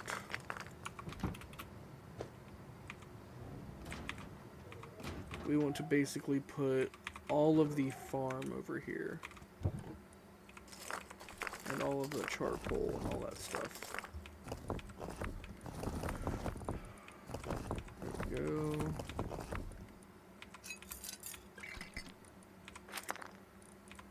Okay. Armor, bring that in. Also a guy who likes to be organized. Yeah, they were using grenades, but one of them either had bees or Molotovs because some glass bottle was breaking. Yeah, then that would probably be, yeah, Molotovs or bees. I'm excited about using those too, so I have learned all those blueprints. I also thought flashbanging people would just be funny. Now that we have that much, though, we are going to definitely upgrade our core real quick.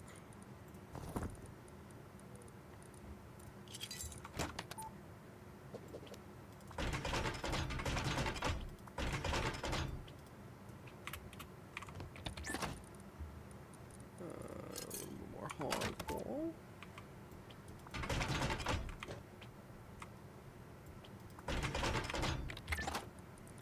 Throw that high qual back in there. Throw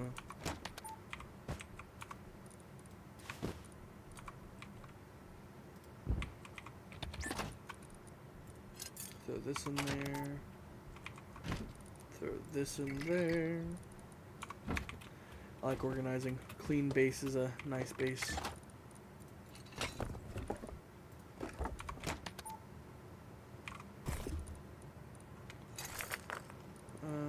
Let's see. Throw in more wood.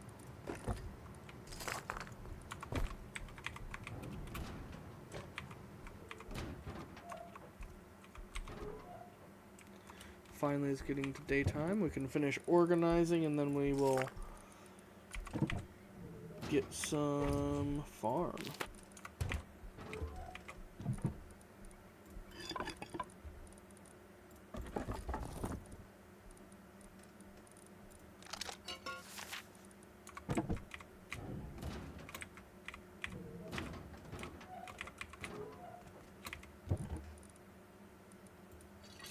No, I took that out of there. Okay, throw that in there, throw that in there. That's an extra. That needs to go into deployables. This can go into tools. Tools.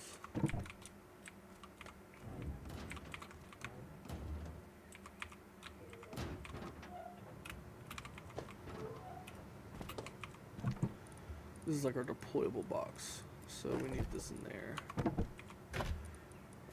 Throw this in with our comps.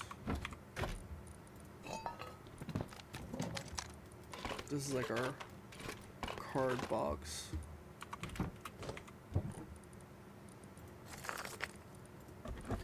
This is our armor box.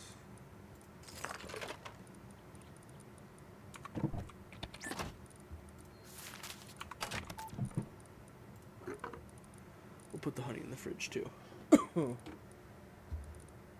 What else from here?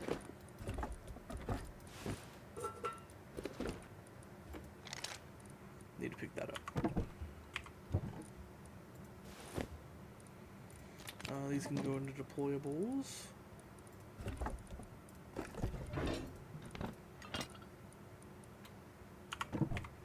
Put the blue card into the blue card box.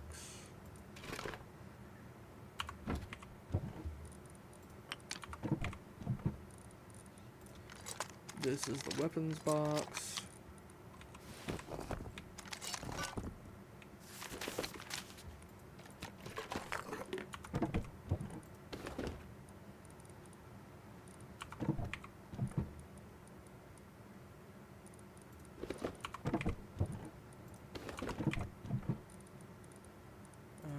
Let's see. This is supposed to be like weapons. Apparently we just have a lot of spear guns. Like I said, we need to go down to our labs.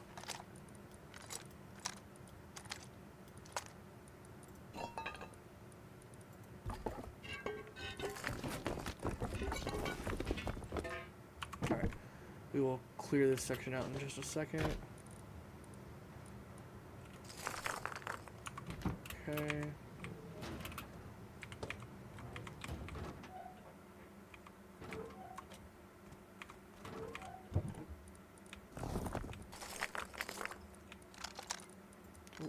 Place.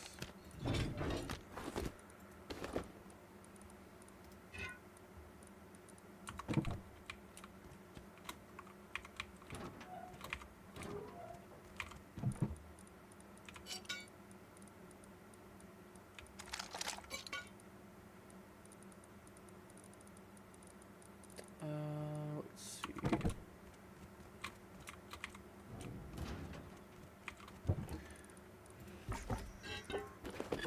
There we go. Alright.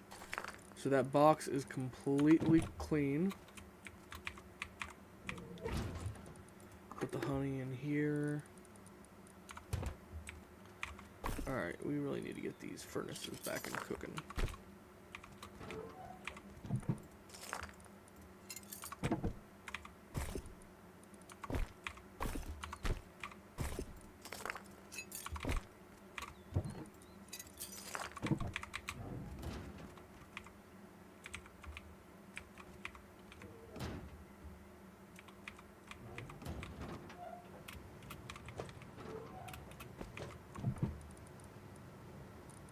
Deployables.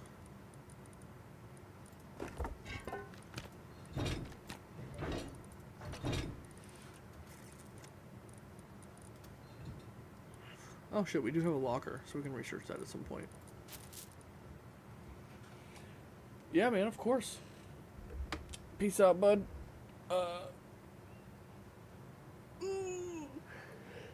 Thank you, yeah. Have a good day, Raindrop. Lath, why do you now get the notification that you're alive? Because, man, they just wanna freak you over, man. Yes, welcome in, Lath. We are much more better off than we were yesterday. We have made a lot of exciting developments. We're just slowly getting things organized here. Then there are big things coming because it is daytime. We must go farm. Farming is the name of the game right now. We must get more stone to build up a base. We're completing a farm. We're not making all the moves today, and I don't know how much I'll get done today and how much we'll get done tomorrow, but this week is all dedicated to Rust. So hopefully, big things happening today. Let's see, we'll put crude under here. We've also got a shit ton of low grade, so one of the things I definitely want to do is get Molotov rating today. That's like a must for today.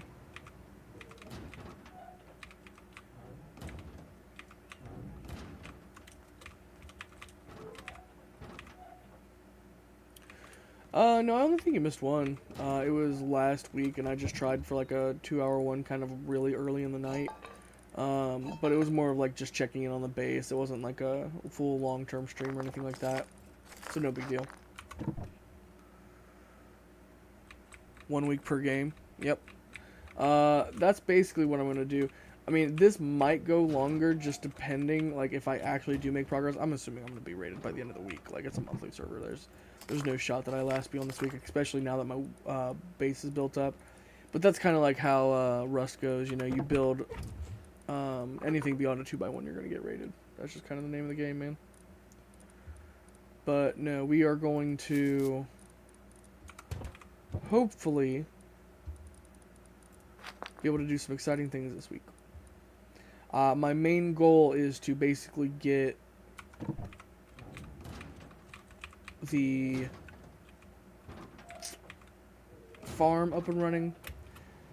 I want to go to Underwater Labs a couple times. I want to get one successful oil under this wipe. Yes. Plans galore.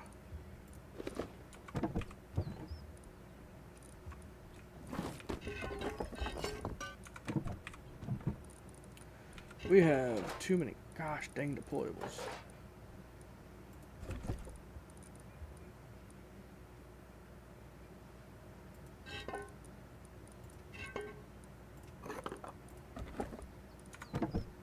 Yeah, I don't anticipate I will be uh, playing Rust Beyond this week because of the, you know, I'm gonna get raided. It's inevitable.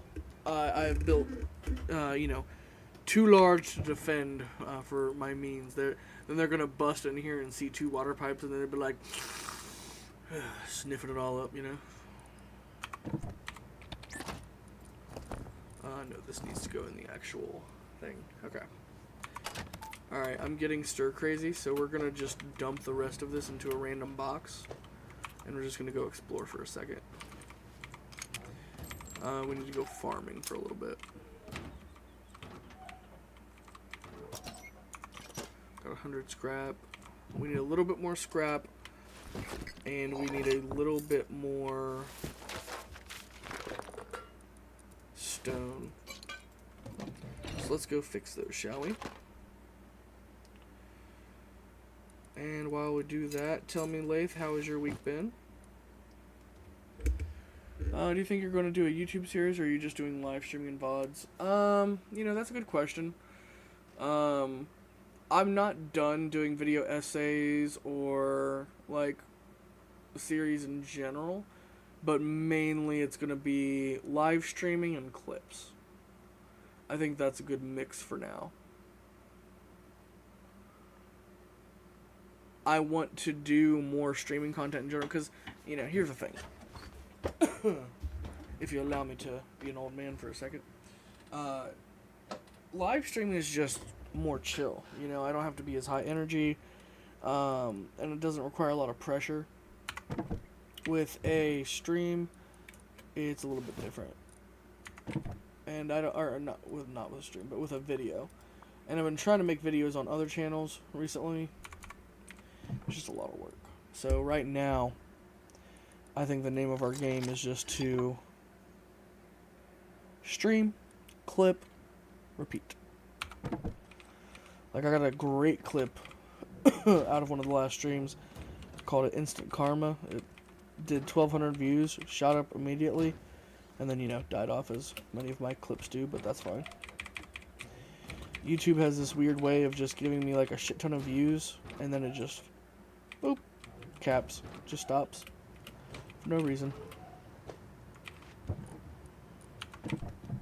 And I get it, they're slowly pushing it out to more audiences, but I just want them to push it out to everybody, you know, if I had my way.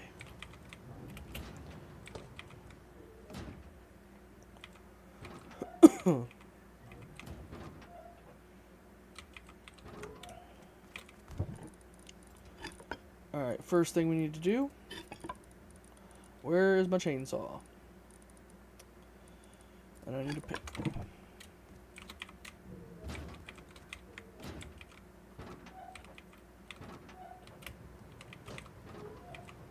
There we go.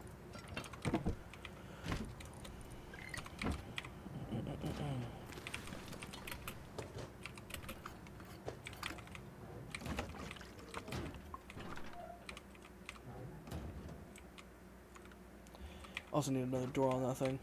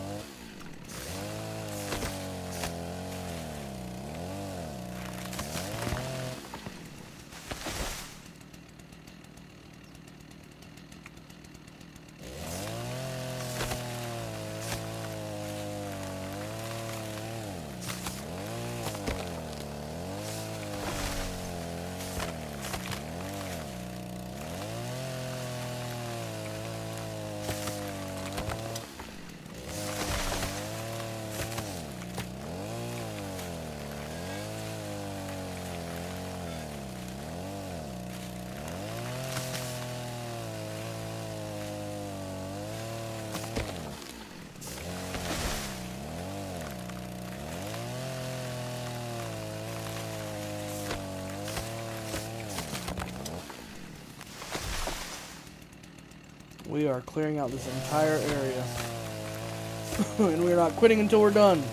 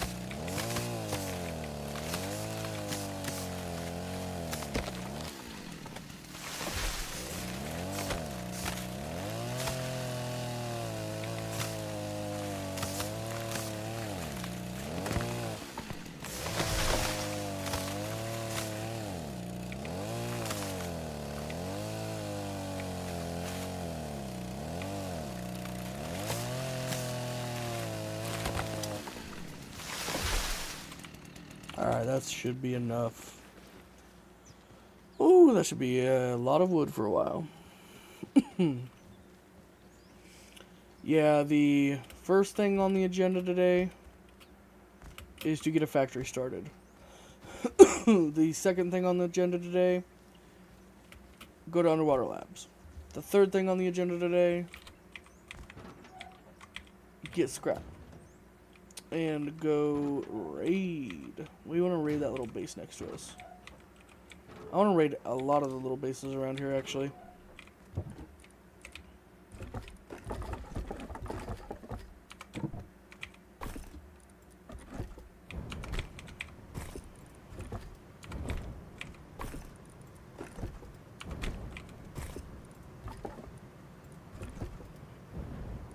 There we go. All the furnaces are running. Now I don't feel so piece of shitish. I'm gonna throw that right there, even though I just organized the whole goddamn base. Alright, now we need to go and get some stone. And some sulfur, a little bit of sulfur.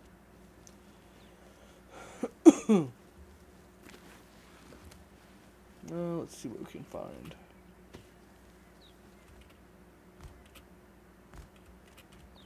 Well, looky there.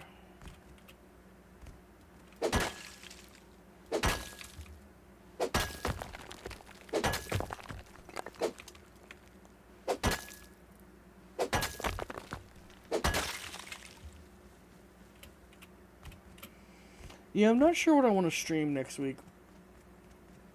Because like I said, as soon as we get raided in this Rust wipe, then yeah, I'm moving on to the next game. But I don't know what I want to stream next. Like I said, Rust actually does really well for my channel. A lot better than I thought it would. But like next on the list would probably be...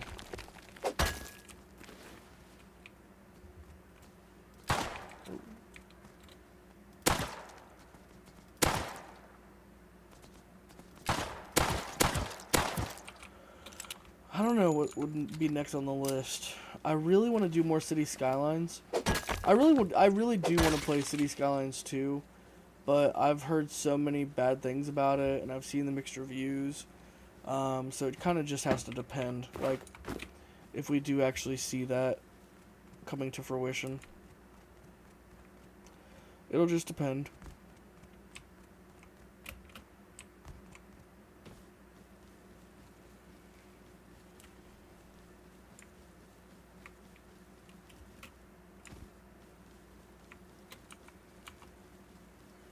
I'll say,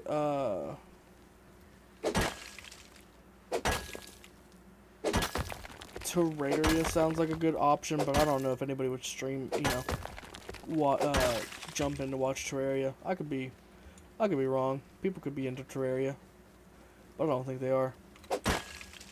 Plus, it's like, you know exactly what you're going to get with Terraria. You know, there's no surprises. There's not a lot of, you know, room for creativity either. I mean, it's a creative game, don't get me wrong. I can do anything I want in that game. But, like, trying to find a really interesting hook to get people into watching, like, I feel like the reason why people like watching Rust is because truly you can do anything in the game. You know what I mean?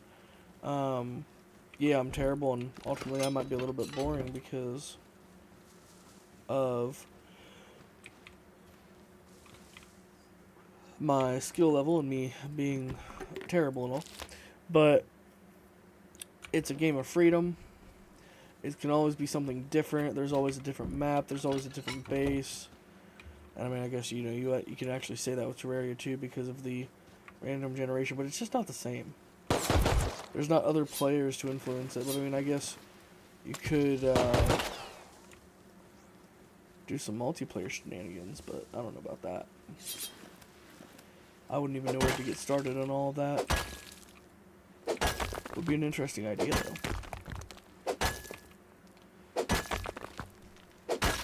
No, I think... And then I really think Sims might be the way to go, too. Like, just doing a little something on Sims might be really fun. Since you mentioned it, I've been thinking about it. I also think American... Like, I've never played that American Truck Driver Simulator. And I think it'd be really just fun to just chill and chat on stream.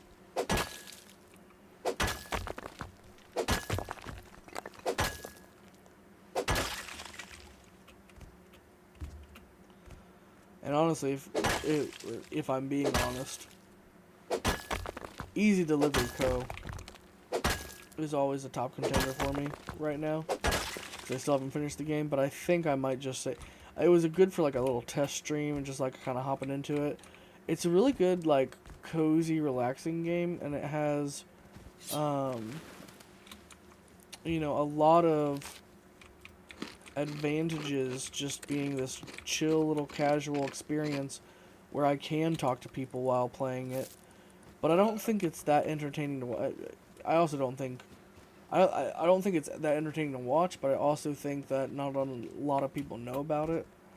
So, it might not be the best game to put on stream. Certainly easier, so I understand why you don't like series. Also, I'm in a 5-minute stream delay because my internet doesn't like me. Oh, that's fine.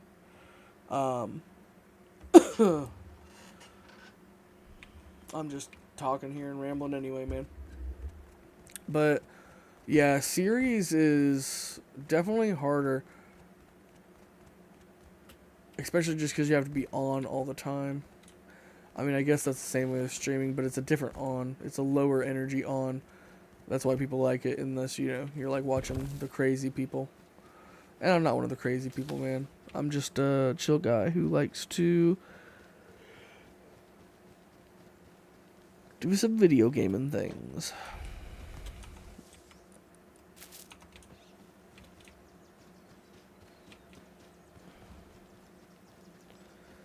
But I do think... What do I think? What do I think, huh? I do think I will be doing some series soon. Because I actually have an idea for Rust. I mean, I don't know if series is the exact word. I mean, I guess you're like thinking of like, you know, a continuation in videos and about different games and stuff like that. Series have never ultimately been my style anyway in the first place. I'm more of just like a guy who likes to do video essays and one-offs. You know, I don't like... I've never really had a video go on a series, so it's usually a one and done, right? I usually condense everything down into a single video, so I might... I have some ideas for some interesting videos, and that's what I'm gonna more focus on in the future, but I think streaming will be the higher priority than those type of videos. And like, you know, compared to my video essays and stuff like that, I still have a whole list of video essay ideas. I need to work on them. I need to work on the setup a little bit, get some good footage and stuff, and ultimately dip my toe back in with streaming. Streaming is the better way, at least for right now.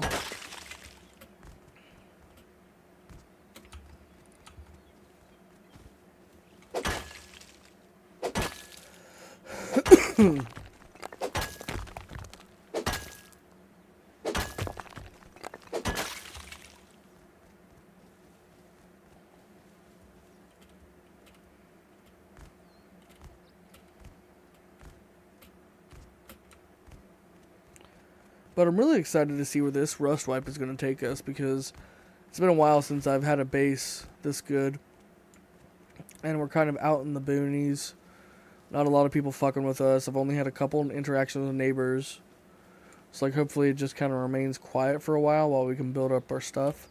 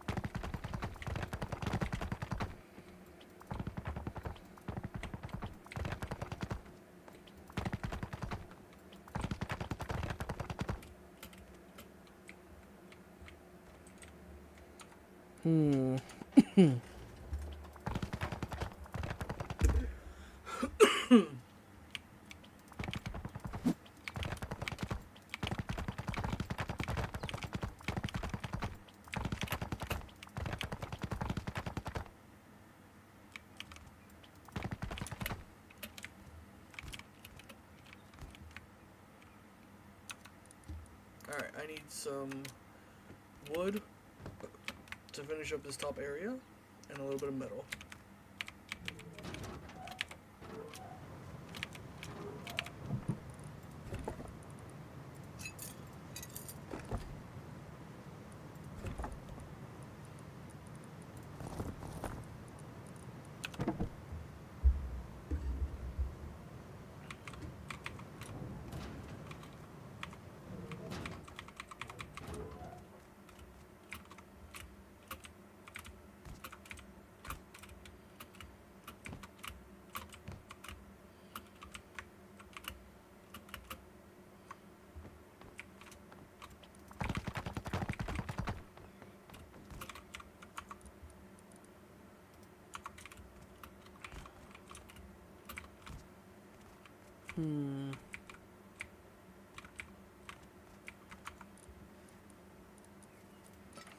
Trying to figure out if I want to wall these in or keep these open.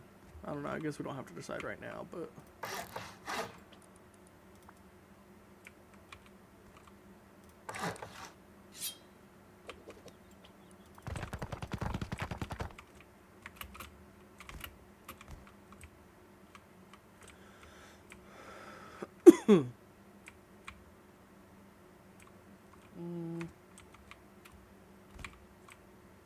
yeah, that looks fine to me.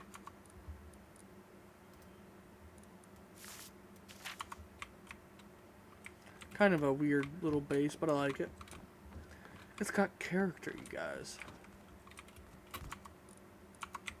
It also looks like a crackhead made it. That's fine.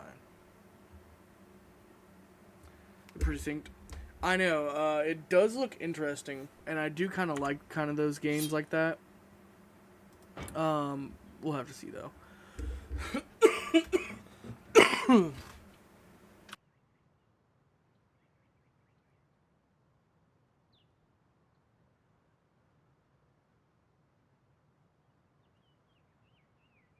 It intrigues me, I will say that.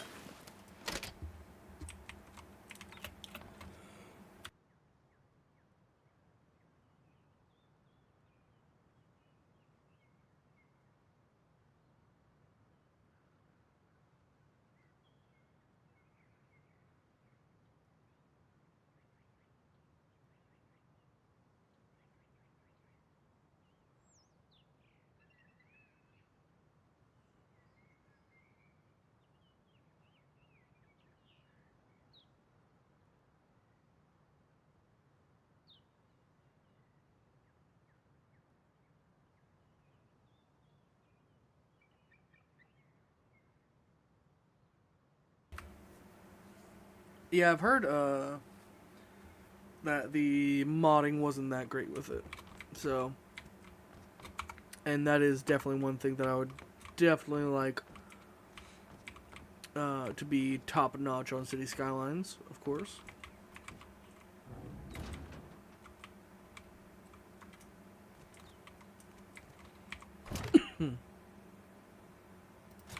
Alright, we need this scrap.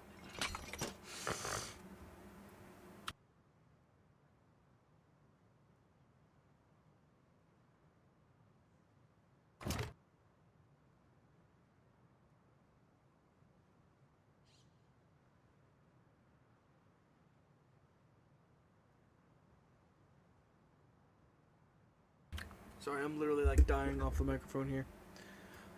Choking on my own spit and phlegm and all that garbage.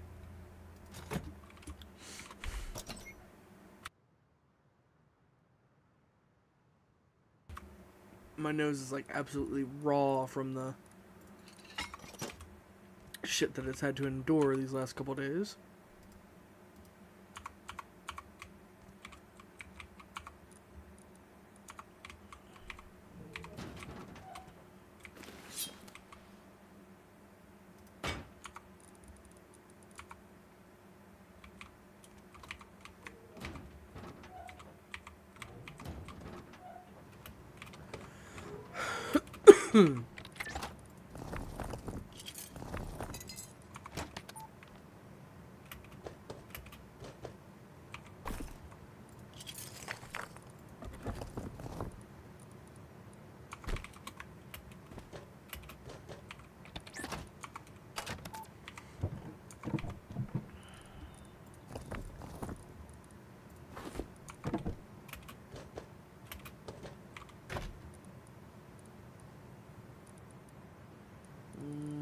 Throw that over there.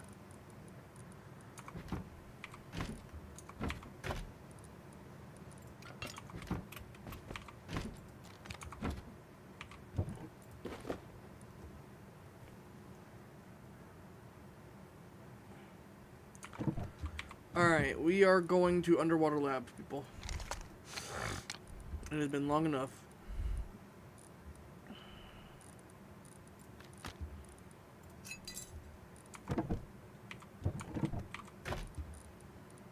We are bringing a freshly crafted sap.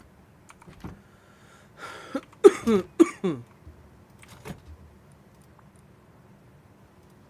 god, why do I always feel like dying? 4 high quality metal in 1 pipe. Got it.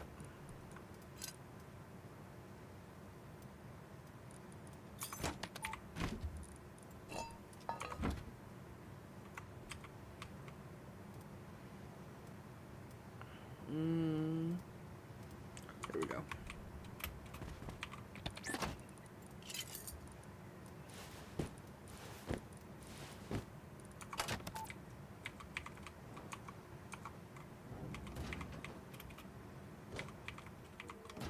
Alright, I'm good on food and water. Let's go ahead and shove that in there.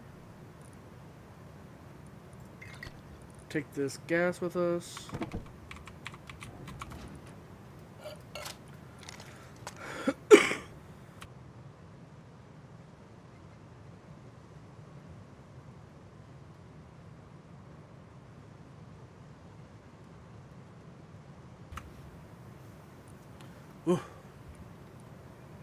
Alright.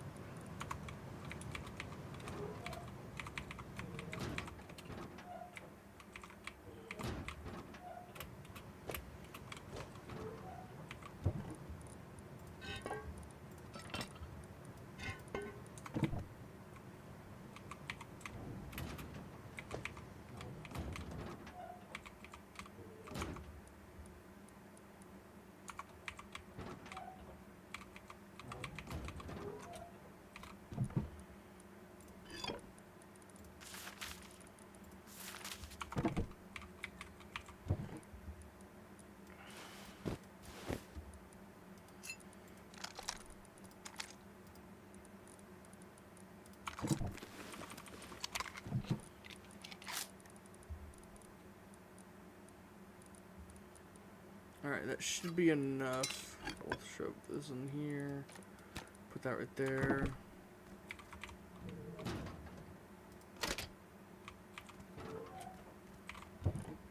Throw that in there. No, we cannot. Throw it away.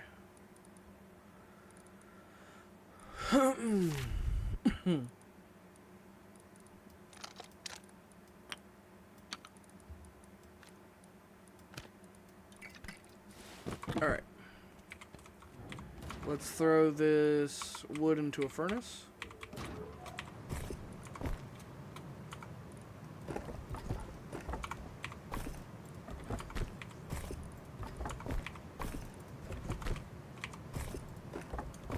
There we go.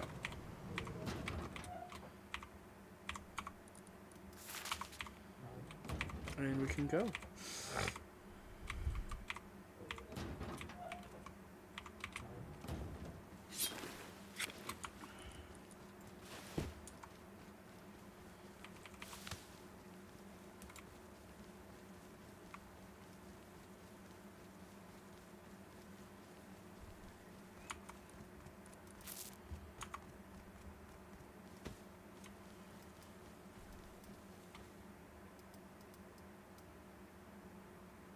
Jeez.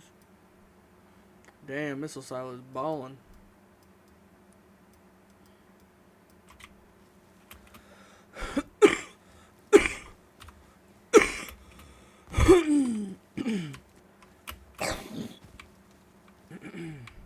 Oh, God.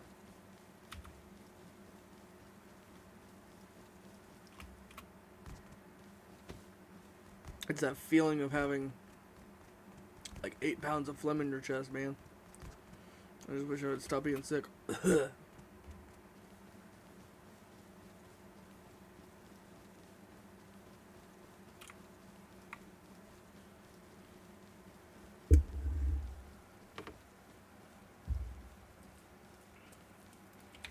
Ooh, almost fell off the damn cliff.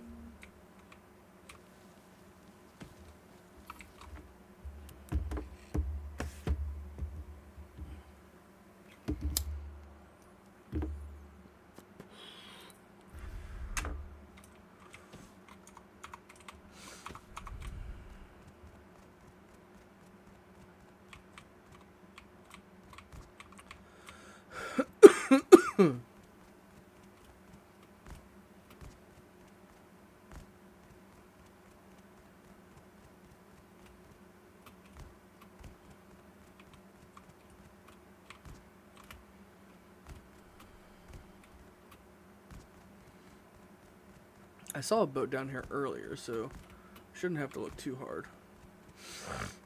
I just can't remember exactly where it was.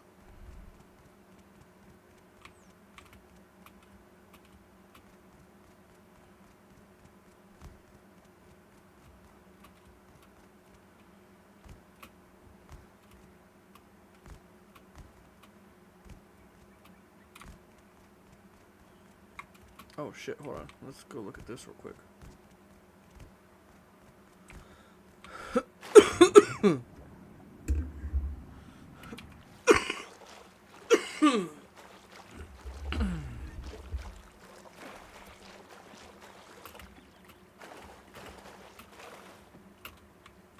God damn it. Okay, hold on. Ooh. We almost got stuck.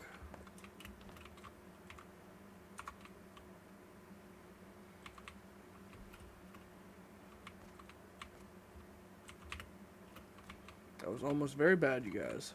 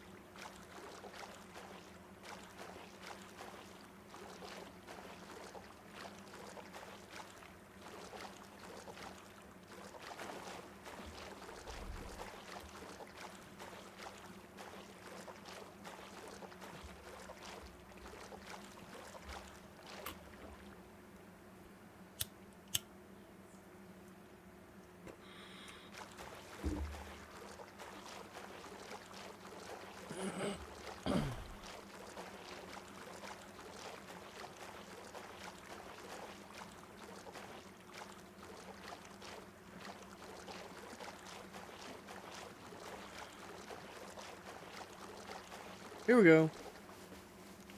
Fresh boat.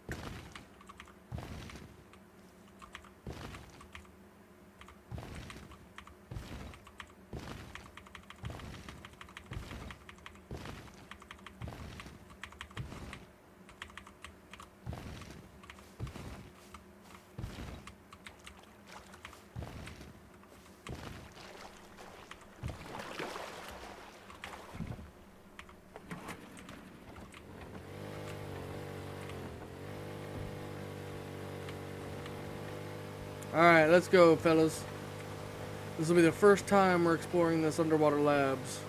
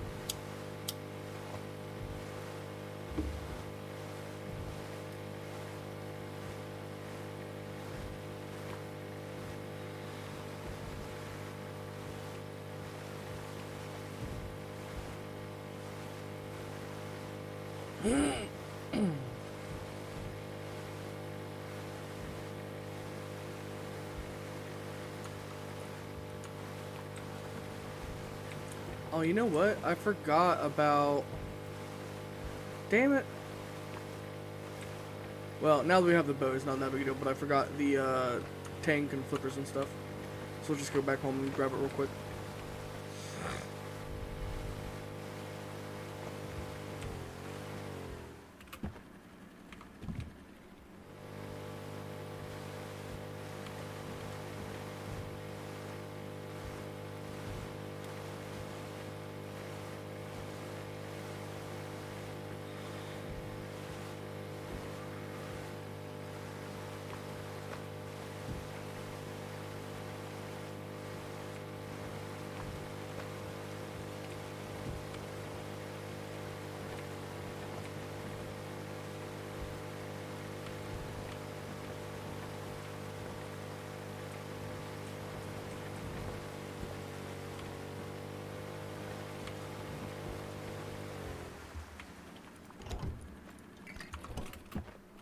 Alright, let's go get our diving supplies real quick.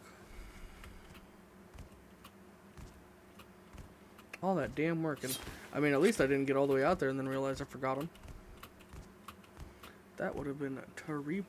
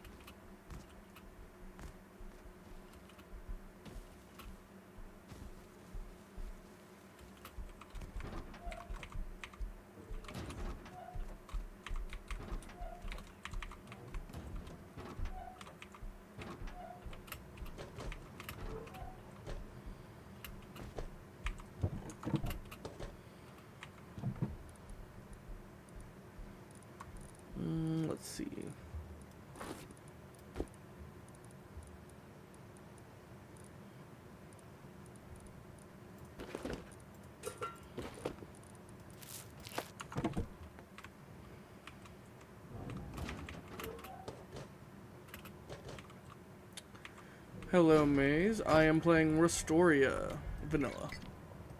Monthly.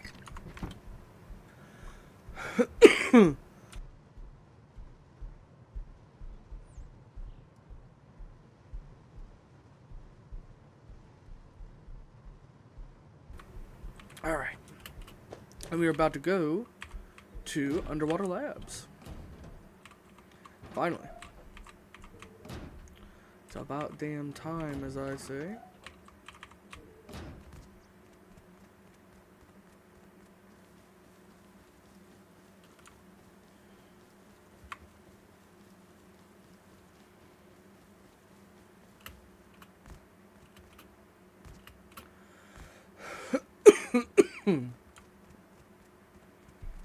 Don't mind me, I'm also just dying.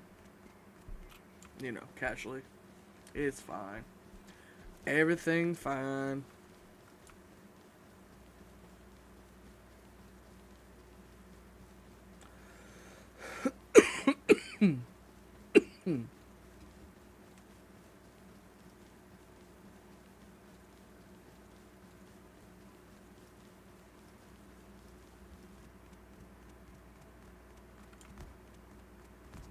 Just a little bit further to where we parked our boat.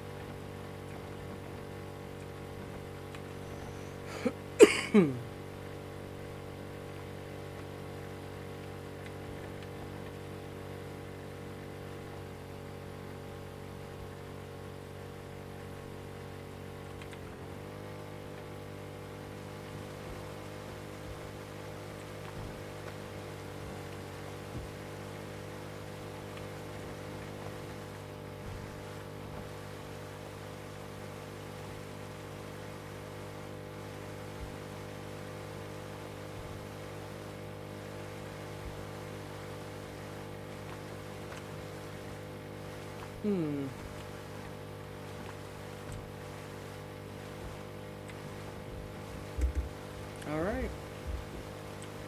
Now we just gotta make it to Underwater Labs.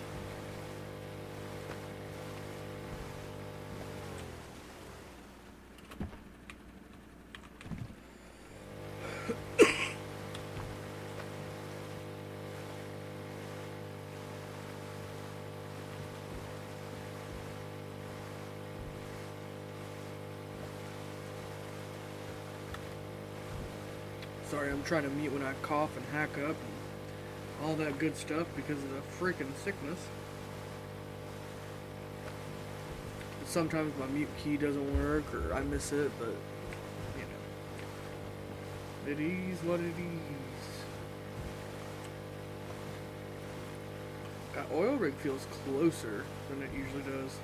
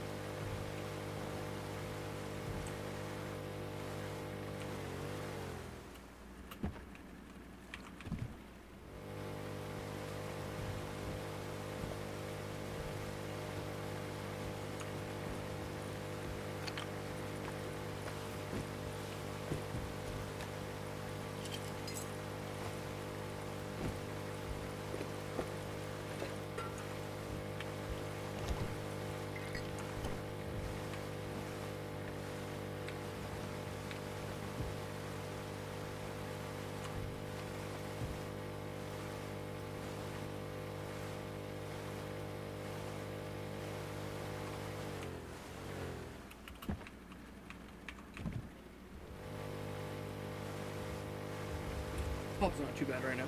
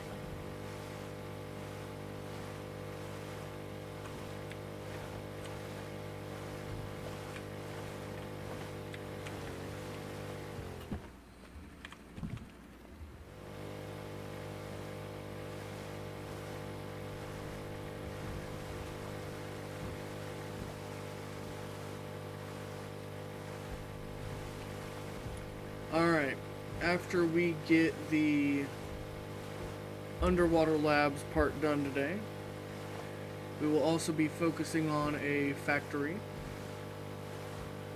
and we will also be focusing on the farm. So we will be hopefully setting up some sprinklers and electronics and all that stuff. Hopefully underwater lab will give us scrap to do so. But it may not. We're just kind of playing it by ear, seeing what the underwater labs even looks like first.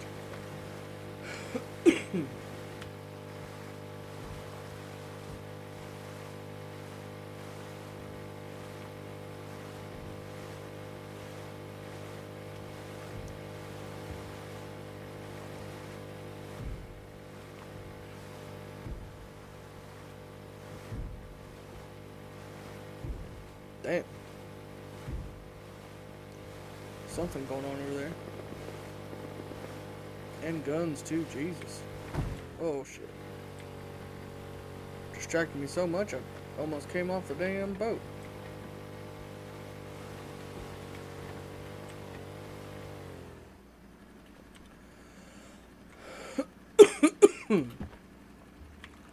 Alright, just a little farther.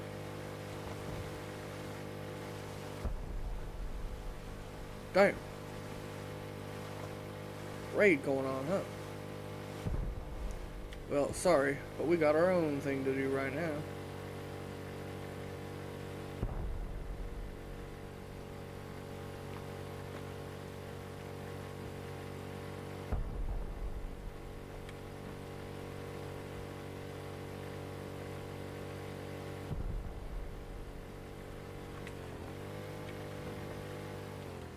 Alright.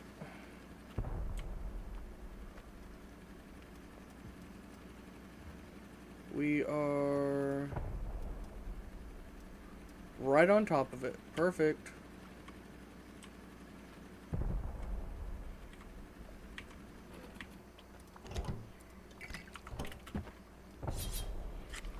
Alright. It is time.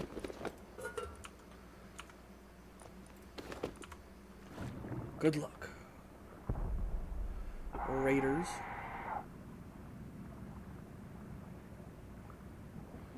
I've got my own mission.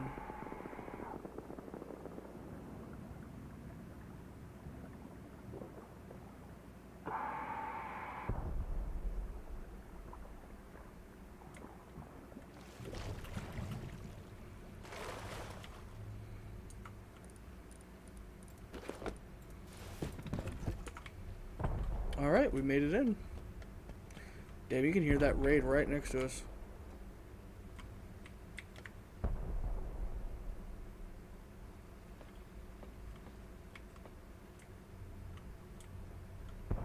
Okay, so there is a green card room here. I believe there's a guy up here.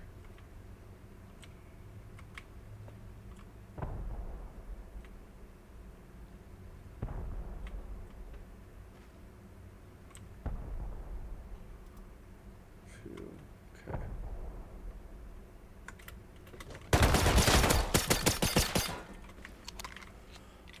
Whew. Got the underwater dweller. Alright. So what kind of areas are we looking at here? Ooh, there's a blue card room here too. This might be really good because then we can get a red card here without having to go to like a super hard monument. That'd be really nice. God, that raid sounds interesting. If this underwater labs just proves to be like a card situation and not really a scrap situation or much of, then we're gonna go check out that raid. But if I get a good bit of scrap, I don't really want to waste it and go to that raid afterwards with this whole plan and stuff. But we will see what happens, you know. Sometimes you just have to say, F it, we ball. As they do say. I'm pretty sure I've heard them say it. I don't know who, but I heard them.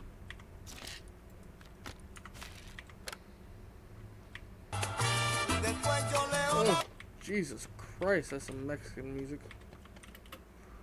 Just blasting.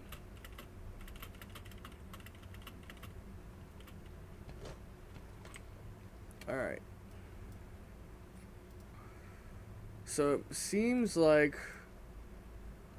it's really only the first and second level here. I mean, there is a little bit on the third level, but not as much.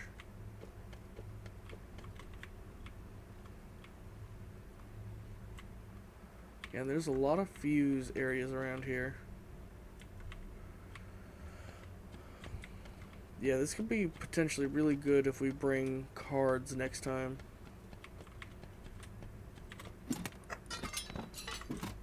Not bad.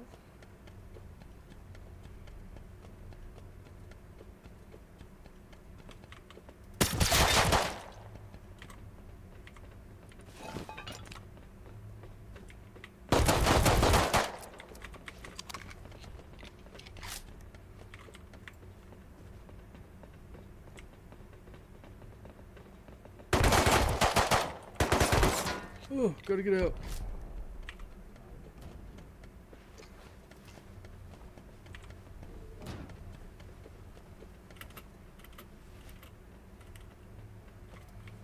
Oh, that was close. Little fucker. Yeah, didn't think you were gonna get me this time, eh?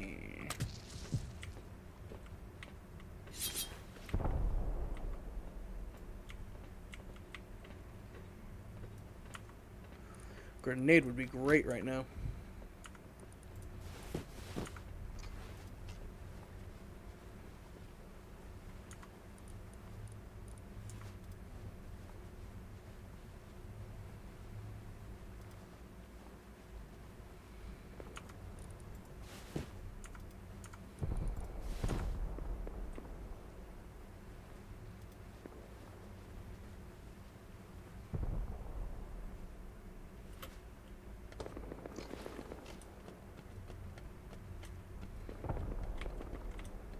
Damn, they are still going at it.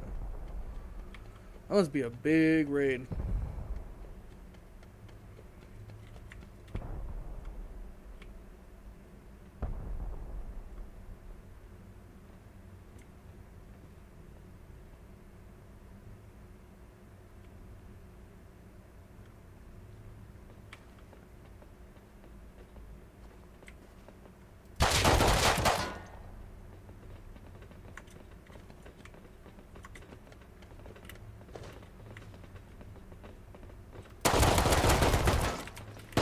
Oh, no, no, God. Damn it. I knew that was going to happen. I heard two of them. I should have just gone the other way and not get stuck over the goddamn locker. Alright, God damn it. But we know for next time. No. Yeah, I'm sick, Lath. I've been sick. I'm sick and dying, as the young ones say. Oh, as the young would say.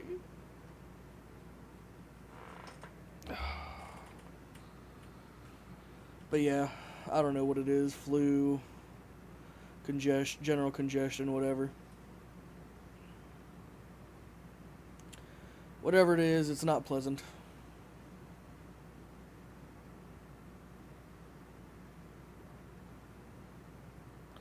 Alright, there is a boat near us. We have more scuba tanks, so we're gonna... I think this will be our last thing today, because I wanted to get the factory up, but if this is gonna take a whole nother round trip, we might not be getting it up today. But we will take our last scuba set. We will take one more sap. We'll take a blue and 2 fuses just in case.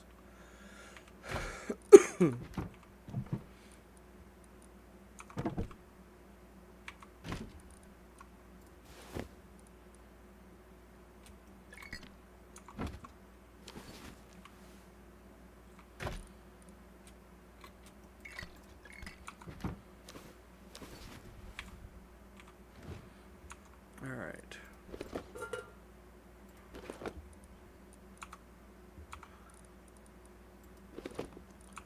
We are ready to go.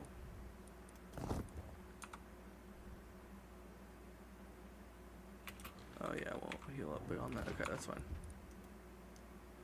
Well, we need to make a sap real quick. Let's see. One of these. One of these. And 4 of these.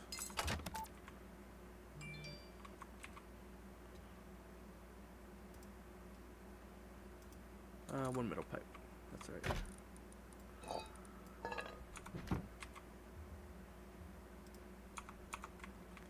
Okay, so I don't need any metal frags. I just need metal pipe. High qual and the other thing.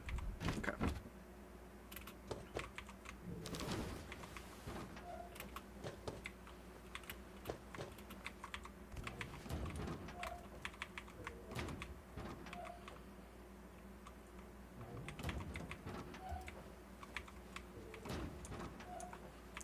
Oh yeah, you know what? I should make some bullets. What am I thinking? Golly jeepers.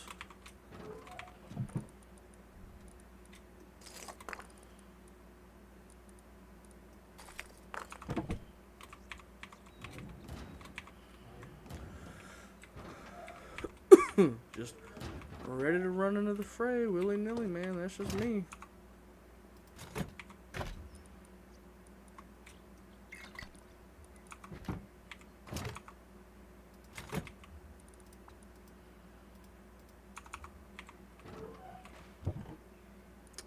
Then we also do need some metal frags for some meds. Yeah. Then that should be fine.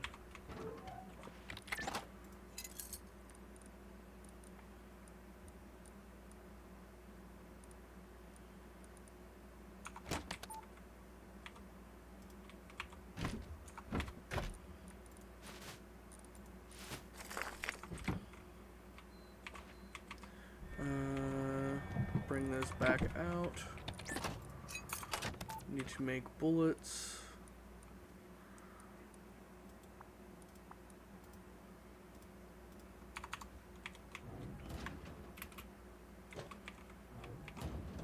Alright.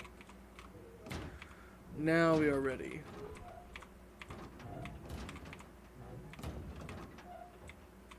I think there's only 2 left.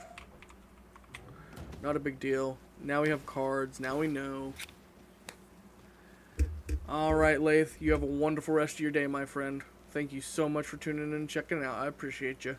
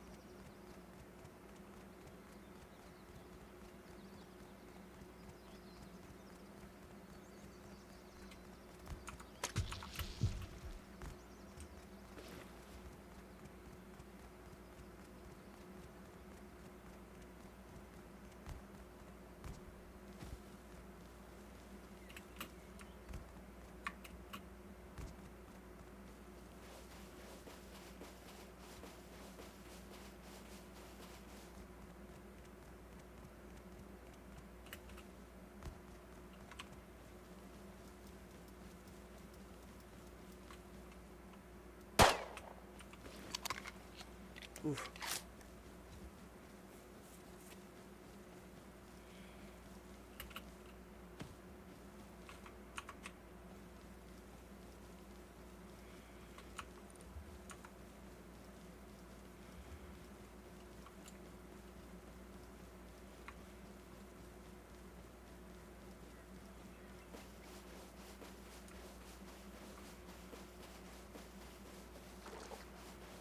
We have to find a new boat. This is integral to the part of the plan. So let's hope we really find one soon.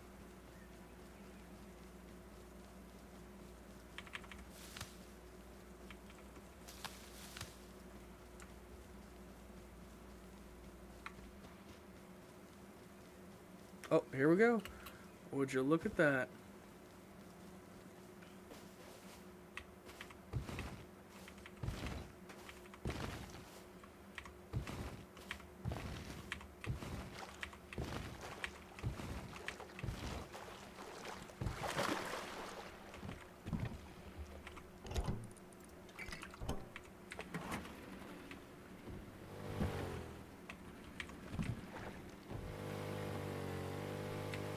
Alright, and we are off.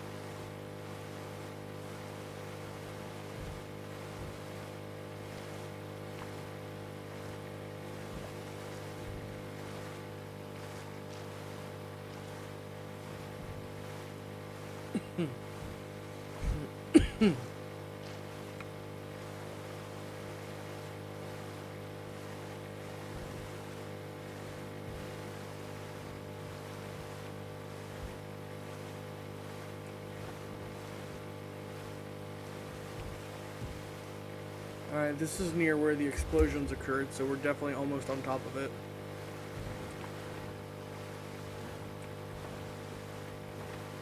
And there's the other boat.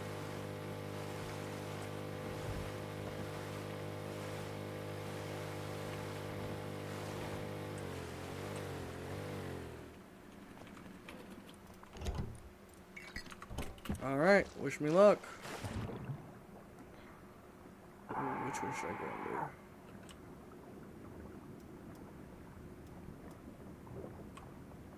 I'm gonna do this one. I feel like this is the play.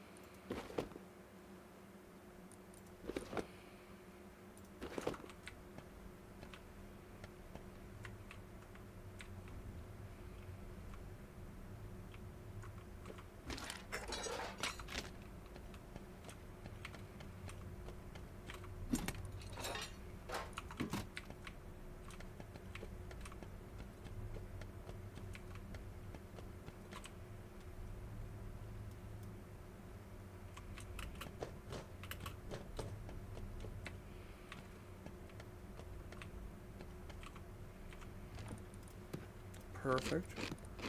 Little food crate never hurt anybody.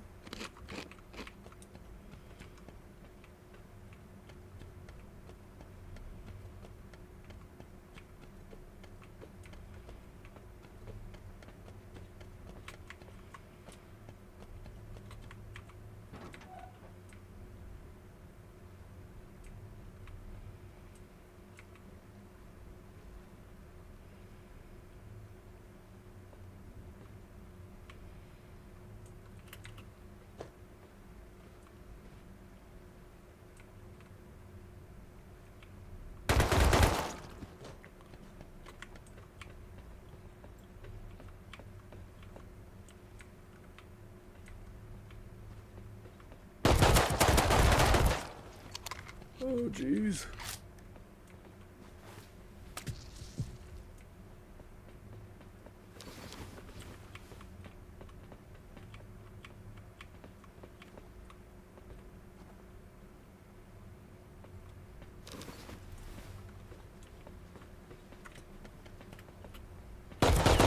Oh.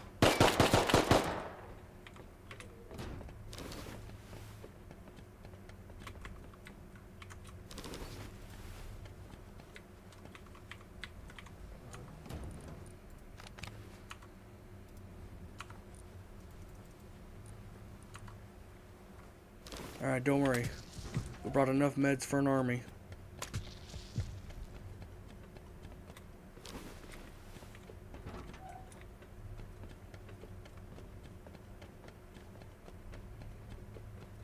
Alright, so this just goes to the commissary.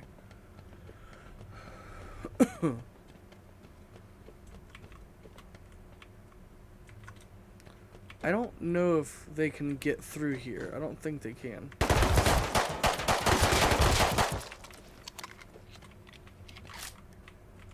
Well, it may not matter. They're dead now.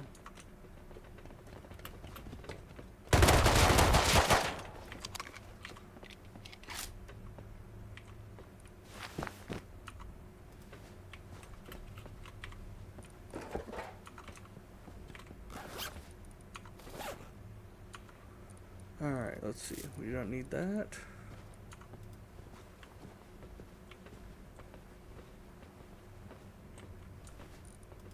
Don't need that. Don't need that.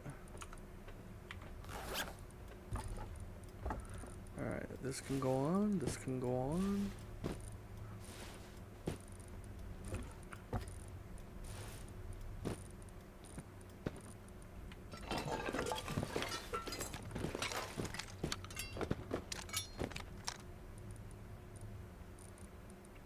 Alright, we have extra supplies here if we need it.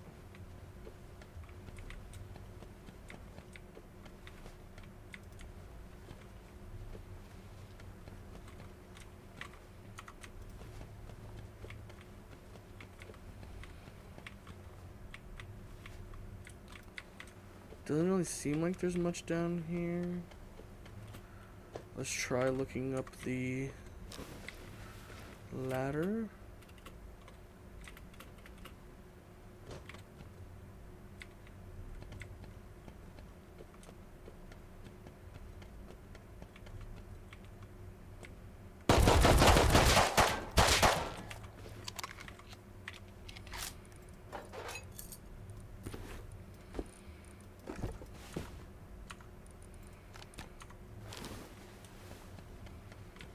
Alright, that might have been it for the dwellers.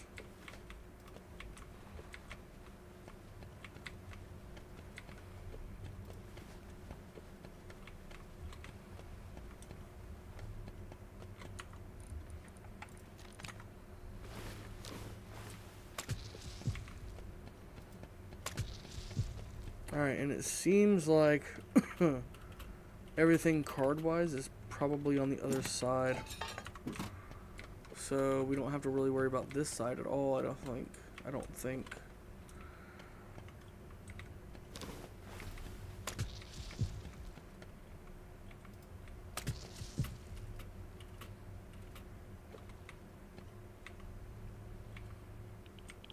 Oh.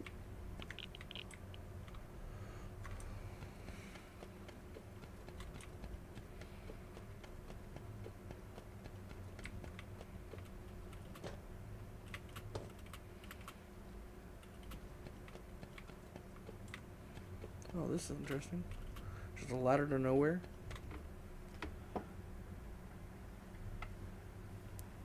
Alright.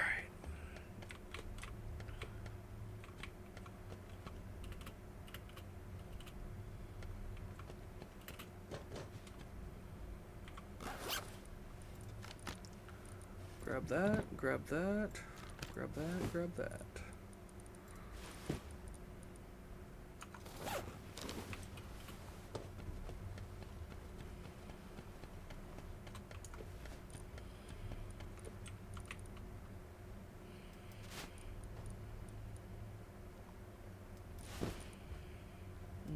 Don't need any of that. Alright, let's see what we can get. Oh yeah, the loot should have respawned over here, so we should have a nice haul of scrap at least. Oh, a little crude barrel. Thingamajigger.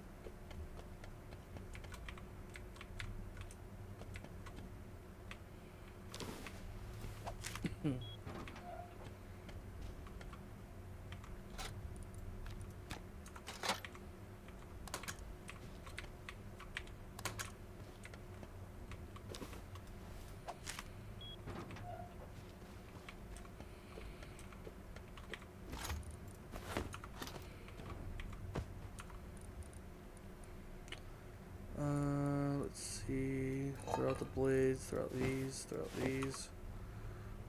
Grab the basic blueprint fragment. Grab the scrap. Grab more scrap. Grab more and more and more.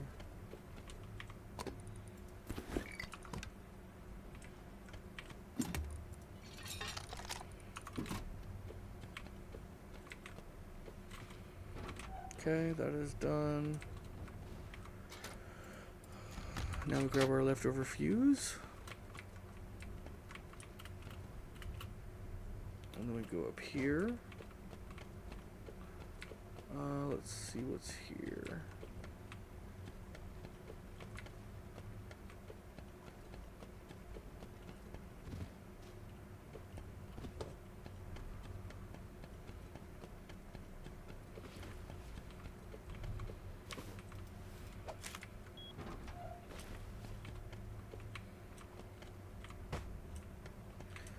So, Underwater Labs is really good for the basic blueprint fragments, is what I'm seeing.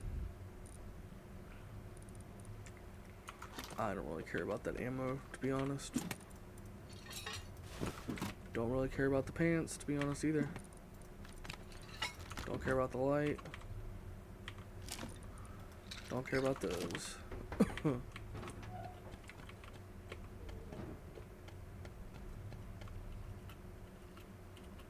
This is a great underwater labs, honestly. Like, there's a lot to benefit from here.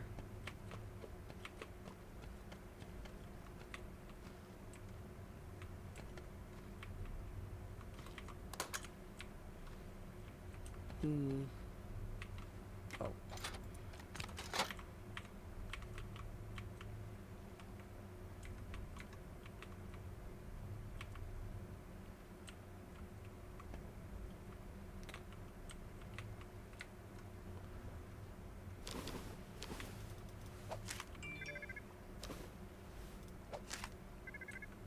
Oh, is this a red keycard room? What? There's no way. That's crazy. It's crazy to me that you can have so many different, like, card rooms in the same place.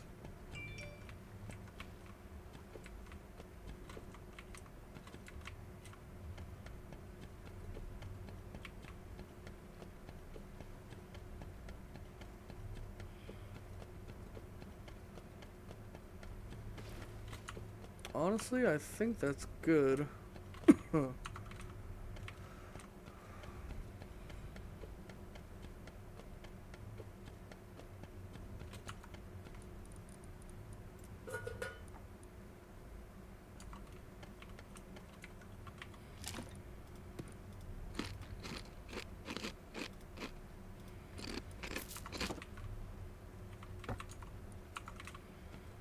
Alright. We need to get out of here and get back home.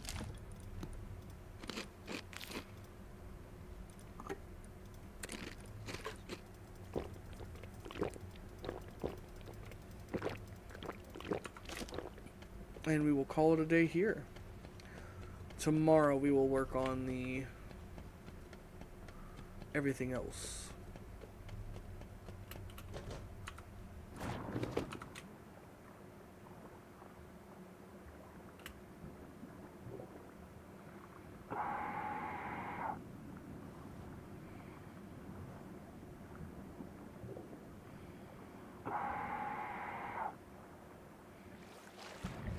Alright, where's my boats at? Alright, there we are.